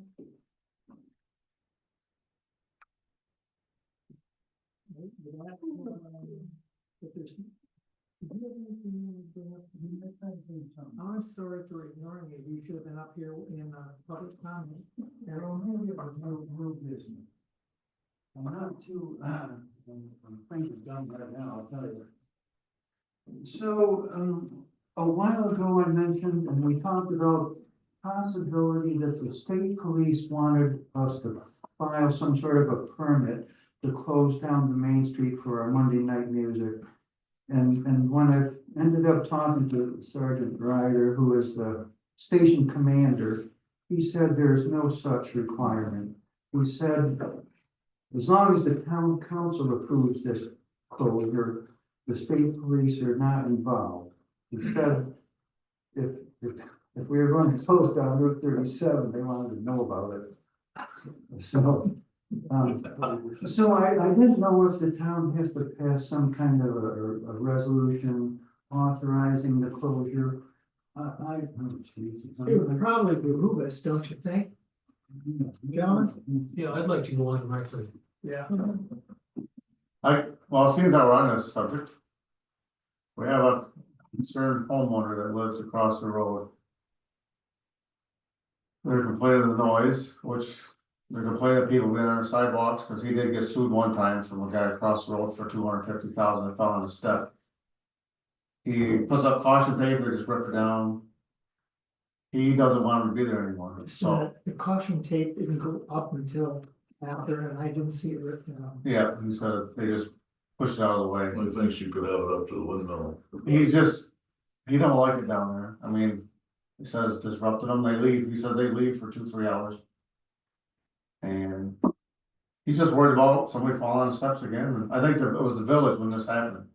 Cause the guy went off to the village and he ended up having to pay his insurance, $250,000 to the guy. Which is a local resident. Has he researched that if he puts signs up that he wouldn't be liable? He had a sign up for that step and the Did he guy, have it up with that guy? That's noise too, he said. there was a little spot of ice right by the drain and that's where he slipped on. Oh, So- I guess have insurance, cause I mean, he has the post office Ice. on the property. There's no- No, this was where the guy sued him. When the You know guy what I mean, sued no, him. there's people on his property every day because of the post. Yeah, office. I know it, but. He called me and, well, come up and visited. So I don't know, I mean. we've been aware of this, and I believe the museum have been aware, I've been aware of it through talking with some of the museum Right. people. I'm really concerned about somebody coming down that street taking out people. This isn't New Orleans, but they're sitting on the street, there's nothing blocking you, you don't put anything out there. I'll come out and say it, there's nothing blocking you people. They can come right down through there and take out 20 people, easy. You know, I've asked you to put vehicles across the whole thing, that hasn't been done. You know, I think the town's opened itself up big time. If somebody gets killed there, That's what I said, I was You know, not taking the God- responsibility of closing the road there Right. and that because of that. That is a situation. big- I mean, like I said, it's not New Orleans where there's, but who knows? There's a lot of people that are, you know, Yeah, somebody drinking or anything. I mean, I just think it's a huge liability. I mean, I think it's great what they're doing, but we gotta do something different, I think. Yeah, it's kind of a tough spot to block that off. I mean, I know people have gone through there and complained about why it's blocked off. Yeah, You try to weigh the good and the bad, and, you know, you wanna see the good for the museum, but there's a whole lot of potential for bad there. yeah, I'll go on record. And not I just agree. that, not just that homeowner, how about, Dick Lake's daughter right there, and who owns that, Lindsay? Anybody down through there, if you can sue, I mean, it's But a. I'm just thinking of cars too, you know, people coming down that street, and somebody goes nuts. Boom. You know, I mentioned putting cars across the road, you guys haven't, you know, but I just think it's a huge liability in the town. That's up to the board, I mean, Maybe I think it's a great thing, but. if we do it, then it would have to be a caveat that they actually are parked across a couple of vehicles. So why don't they, I mean, because the thing is, I mean. I'm thinking if they move it up to the windmill, who's to say those people aren't complaining about the noise? Right. Oh, yeah, Like, noise is not a, the noise is not gonna be anywhere. Right. It's gonna be. I'm just thinking he's worried about. I mean, we're gonna be reliable because there's no parking at the park, Right, so that big event, where's everybody gonna park up there on the street anyway, Right. so. but we're not blocking the street, that's what worries me. Is somebody, I mean, you got a couple cones at it.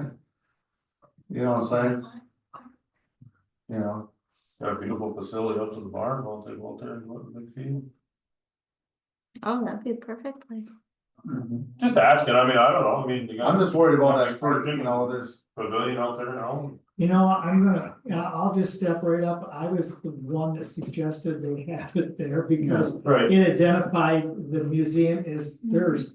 And up I think there, it's a great thing, and but the you gotta change some stuff. participation is probably tripled, hasn't it? Oh, since it God. used to be Yeah. up here? Oh, I'm just, we gotta do something Mosquito different City, with the traffic. So we have a meeting tomorrow night, and, if we implement something like a blockage, solid blockage, either side, do you think that both might? sides. It's gotta be both sides, a couple Yeah, vehicles that's what I crossways, so a car can't. But if we present that as an option to facilitate the closure, do you think that would satisfy? It would go a long ways, I think. Okay. No, So it's whatever to the have- board thinks, I mean, I don't, Have that discussion, Okay.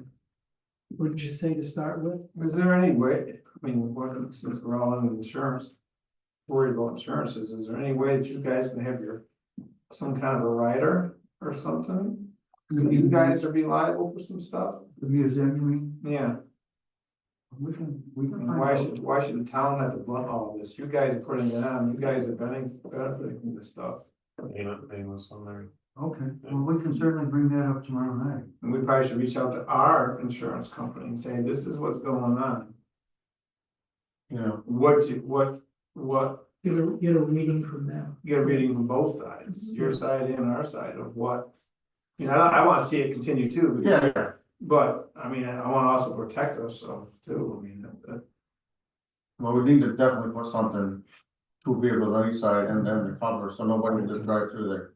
Yeah. You know, I think it's great there, but I'm just saying, too much can go wrong, We've been delinquent, because you know you Yeah. have that problem. yeah. But, I think I see, and you know, about him blocking off, he blocked off the area right in front of the post office. He had it right off there. Well, no, I don't mean, I'm not No, saying but him I'm on saying- that, No, I know, but I'm saying, I'm defending the fact, I'm Yeah. defending them, the fact that. He took it upon himself to put the plastic thing way out and. Out, you know, where people go up and down to the post office all the time, and he had that blocked off. He's just, yeah, he's not really happy with it at all. Well, I mean, it's a postal facility, it's federal, I'm sure you get paid, you know, paid by the government, the public. Yeah, it was still, he's a taxpayer. Yeah, so I just wanted to bring that up, there may be something else to it, I'm sorry. I think also, I came up with a suggestion. That maybe they will look at coming up in the future, and that is at the back of, down back. Is putting a stage at the back of the museum. And then it could be out there where the parking lot is and stuff across the Oh, on Bay street. Street side. Yeah, It's hard to have those neighbors. I was gonna say, and I get involved and have them walk, well, actually, it could be a free show for them, really. those neighbors down there, they can hear all that up there anyway. Canada can hear it then. Yeah. Yeah. Why not So, have it okay. at the bay? Hmm, Cause, I mean, we'd have to, that lower part of the building really doesn't have much in the way of electricity. Oh, that's I mean, it's a little. I'm sure you can rig it up, Rich. curious. I don't, I'm sure you can rig it up. I think it's just a matter, the lower electricity is just a matter of going into the box and putting things out. Yeah, it's pretty, the electrical on that back part underneath is pretty scary. What I can remember about it. Down south, would you have to run a whole new line down through there? I don't even know what I was doing. This is kind of The gas line, that little furnace. awkward thing to say, but you know, people do take advantage of the restrooms there at the museum, so I guess maybe we'd have to put a No, you'd use the restrooms down there. oh, At the bathhouse. that's Yeah. fine. Yes, yeah. You just have to pay us. Case of toilet paper.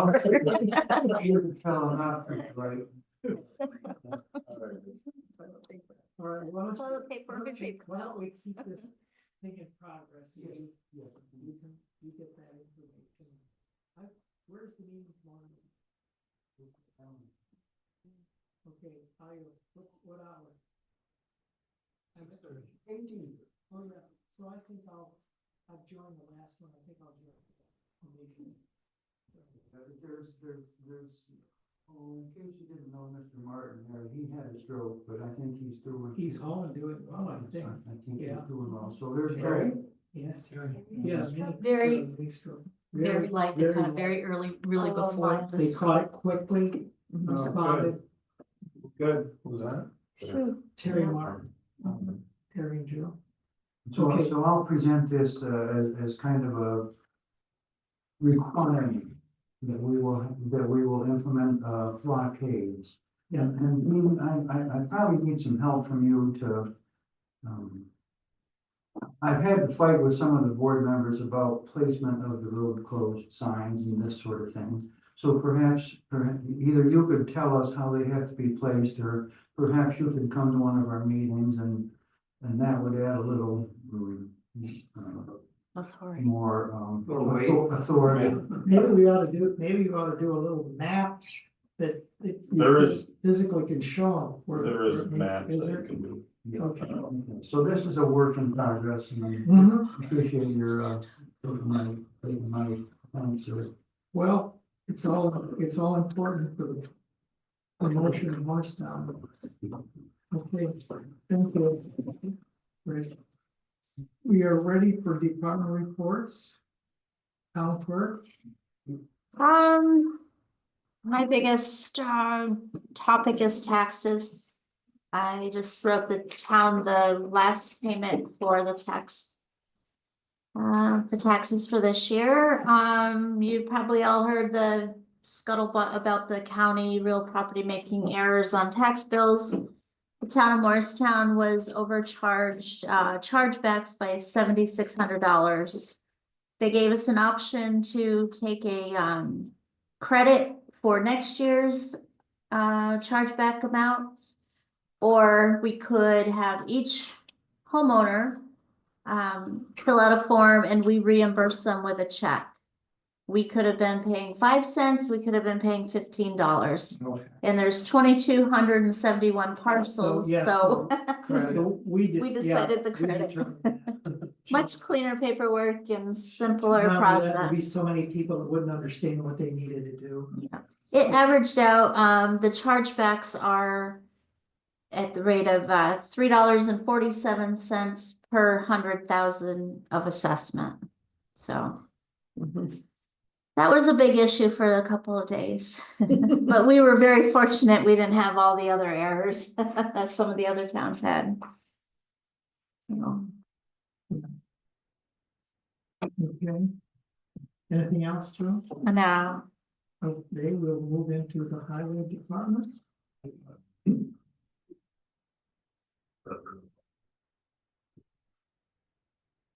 So. First, let me give you kind of a rundown, we've kind of gone over the insurance, at the end of the day. We went from basically a 7,200 square foot facility to 9,800, town barn. So we gained there. I believe with some of the numbers may be different now with that bill, I didn't have that in there, Chris, but I think definitely we were. At the most, we were 200,000, we were, with taking the truck and stuff out, we were at 200,000, I think, that the town had to come forward on payment.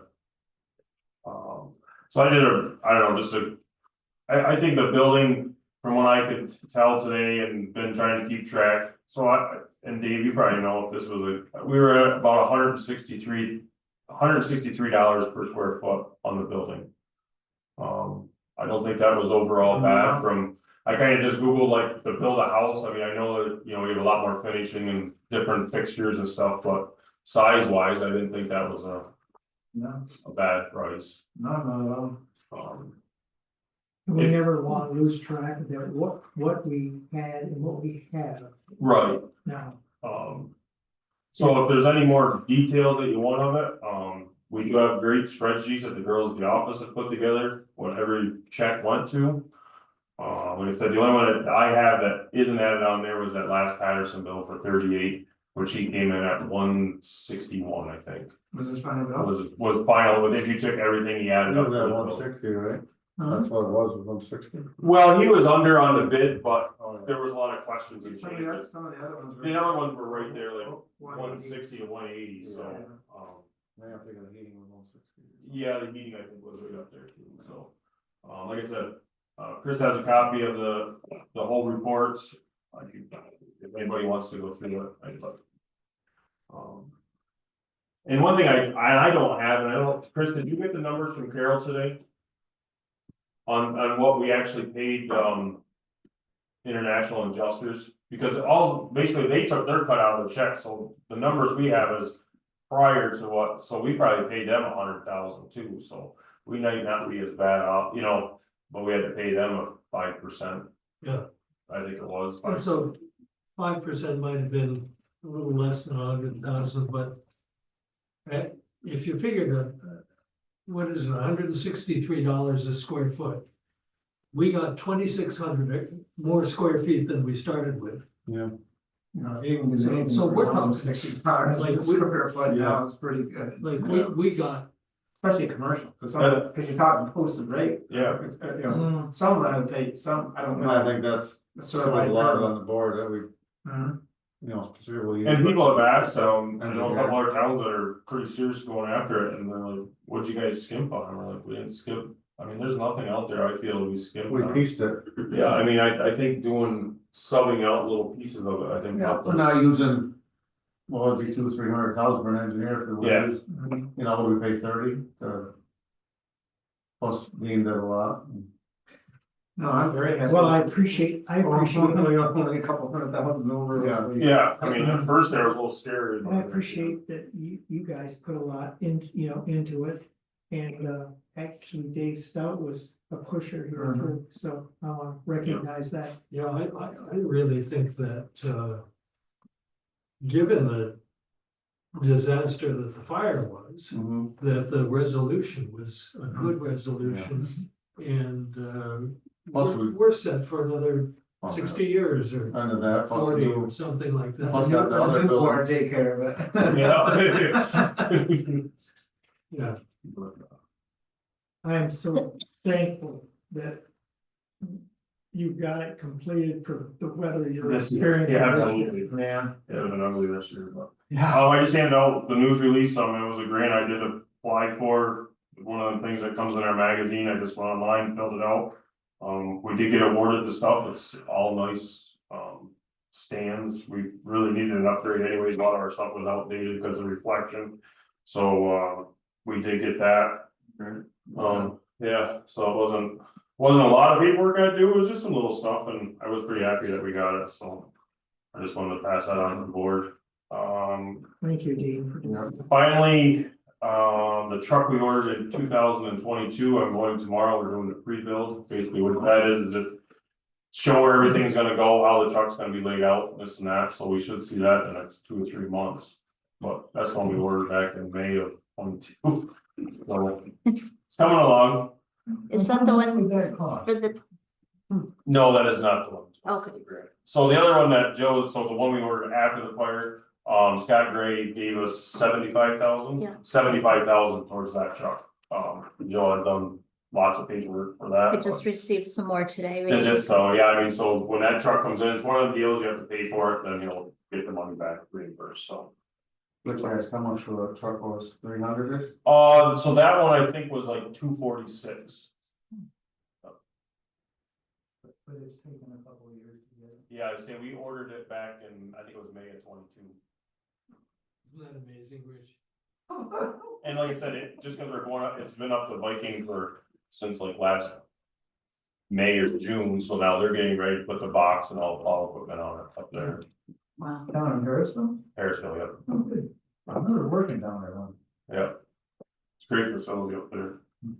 Other than that, we've been busy, water and sewer's been busy, we've had a couple freeze ups on water, we got them all opened up now. We have some hoses running. The sewer is all up and going, once we got the snow, that kind of calmed down. I did bring up to Frank and those guys, so our controllers that go on top of our air valves, like when each house has a pit. They are obsolete, so the company Airvac has a program. If you turn in 25 at a time, they'll knock $45 off, they're $414 a piece. So basically, if you were to go outright and buy them, it was $11,000. I said to him, I said, well, can we divide that up like over a year's time? Like, that's gonna kill our budget, like starting out, so you'll have to buy, if we could buy 12 now, 13 after next billing cycle, they'll do that and give us the discount.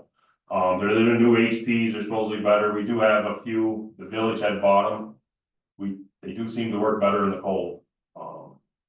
So we just wanted to, it'll be a districts basically 1 and 3 that we can divide the percentages out of those 2 districts. So, if you guys are okay with that. I told him to go ahead. He told me to move, but I kind of been with the weather, we just sort of waited, but, and while we're on that, the Airvac system, the guy was here down to Northumberland Bridge, basically that, control panel is becoming obsolete also. So they're working up a price, nothing we have to do today, tomorrow, but just so I told Chris, like, it's a good budget number thing. Things are just need to start updating, we have, down at Johnny's, we had that leak this year, I said, in the spring when we fix it, I wanna dig it up and change all the pipe, like, it's been in the ground for how long? So, for this, and it's only scheduled 44-inch pipe, so it's not really, it's more hassle digging than to fix it, so let's change little sections at a time as we start having breaks, I think that's the best way to go about it. How about your generator down there? So they're coming Monday, we finally, still it's out of service, they came with a control board, they said. The control board that they sent for it, the plug didn't fit. So like, this isn't, and he's like, it's gotta be the right one, it's gotta be, it wasn't, for whatever reason, that generator had a different control board, so that was the whole issue. I did get email this afternoon from Dave and Lucy, the scheduler, that he'll be here Monday. Hopefully it'll be back running Monday. Are they gonna help on, what wasn't, how did? Yeah, they're gonna help on like travel time and different things like that, so I think it was down to like 6,200. Where it was gonna be well over 10,000 with, cause every day, just for them to travel up here is $1,000. And then at whatever, $90 an hour while you see it. Mhm. So they are gonna help us with that. I don't know where the final bill will be, but they are gonna help us a little bit. The other generators have been all serviced, they've been around this past week, they were all good to go, all the other generators, so tested was fine. Other than that, I think I don't have anything else. I just want to go on record how much I appreciate all your efforts and how strong out you can be at times with everything. It can be when the water and sewer goes, like, you know, it, like I was just telling Chris today, I said, I'm not patting myself on the back, but I said, sometimes we could use another person. I said, if it wasn't doing what I do, you know, like Gary and Tom were chasing, I was down water the other day by myself, because they're out on sewer calls, my guys were plowing snow, you know, I said that, and I don't mind that, I feel like that's part of my job to keep it running, but. I said, somewhere down the road, I said, you know, if things go, you know, depends what happens, I said, it might be between the two. The DPW side and the highway, we might have to look at another guy at some point down the road, but, you know, see how that goes when the time comes, but. I was thinking about these equipment things that are going on with the sewer and with the generator. And we probably are gonna have to do some budget mods once these numbers get firm and come in. But I don't think we need to hurry at that. When we do the budget for 26. Which is to say this summer, late summer, we ought to really take a look at rates again. And see whether or not we're putting in. Like, we need to be able to include a little money for equipment. Right, so I was talking to Carol, there's not a lot in there for like, you know, like some of this equipment stuff. Some of it's so aged and, and we happen to inherit it. And we're not in terrible shape in terms of funds. I'm gonna borrow this for just a second, Frank.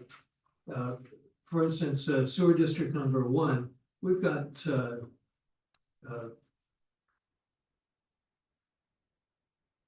something in the area of maybe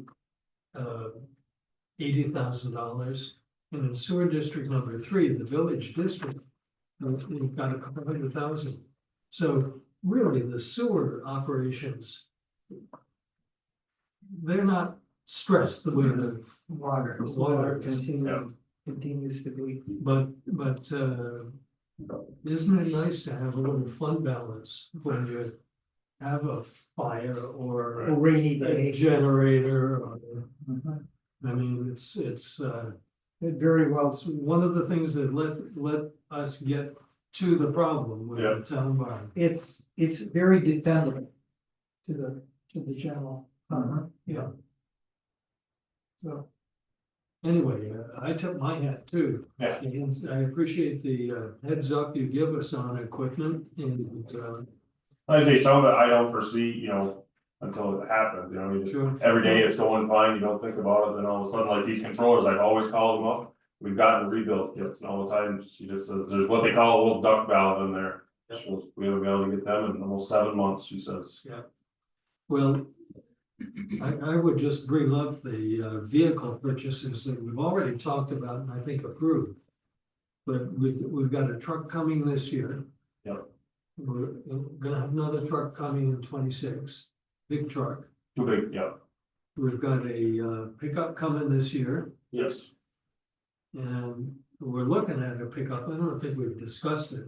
No, I said this fall, I would like to order another pickup for myself, take my pickup and move down to the guys, cause the Ford is getting pretty rotted, that's a 13. Oh, So we're really looking at Just another pickup for my old self for my highway work truck. equipment. I mean, if we've got Down. 900,000 in that fund now, we can do it. And the But beauty this is is not a lot of elbow room, guys. This is not a lot of extra. beauty is not having to pay interest on a loan. Too. Sure. So, cause that's can be quite an expense. So, okay, well, I will inform our code officer, she had a family emergency, so she's not with us tonight. We'll need any communications. All right, Miss Deb. Yeah. I handed this out, so you each have something. In your packets or on top of your packets. Morristown Local is a new vehicle, that we launched in January to communicate with people in our community. And this is something that came as as to be considered, was suggested by Chris Coffin, and we really thought about it and got ourselves positioned for that. And so we launched 2 of them. We sent 2 editions out, one on January 15th and 30th, and next one, if they go out twice a month. So on the 15th, 14th, 15th, like that, and then at the end of the month, we'll put them out. We'll see about that. If we need to do it, sometimes I feel like we need to do it more often already, so that may happen. And all of these, before they go out, they're read by Chris and Frank and Jill, and also Bridget Clark, who just helps with any typos and that kind of thing. So we try our best to not have typos, but we will have them. So the purpose of it is for transparency for the town, what we do here, also to support the local businesses, nonprofits, and residents. So this should be a vehicle for people to use. So if it's not just for nonprofits to say, oh, these are the events we're having. This is for, if you're having a fish fry special and you want people to know about it and you just want to spur some action. If you've got something free that you want to just give away or sell or whatever. Also, if somebody, this is transitions in life, somebody wants to list their graduates, their wedding celebrations, it really doesn't matter. All the things that make our community a community, this is what we want to include there, and the more the more that we can make it a good resource for people to use, the more useful it will be, the more popular it will be, the more our message will get out. So how is it being promoted? It is being promoted on Facebook. It was shared by the Gateway Museum. We're going to have flyers around town.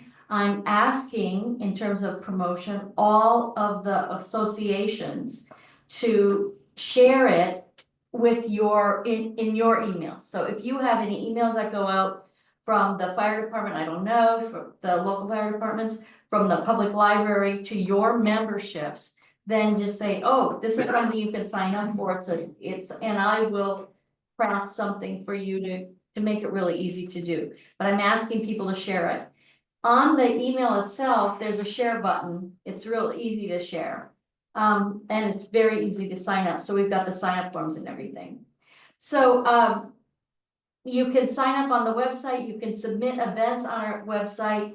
In 6 months or so, we'll start to expect that everybody submits their own. And then I just take it from that database then and just lay it in.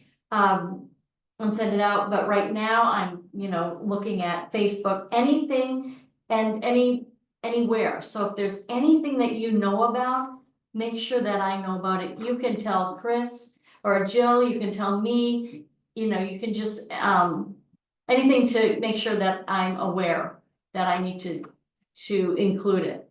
I don't want to miss anything, but so I need your help on that. So we started out with just 63 people. We've got 242 already after the 2nd edition.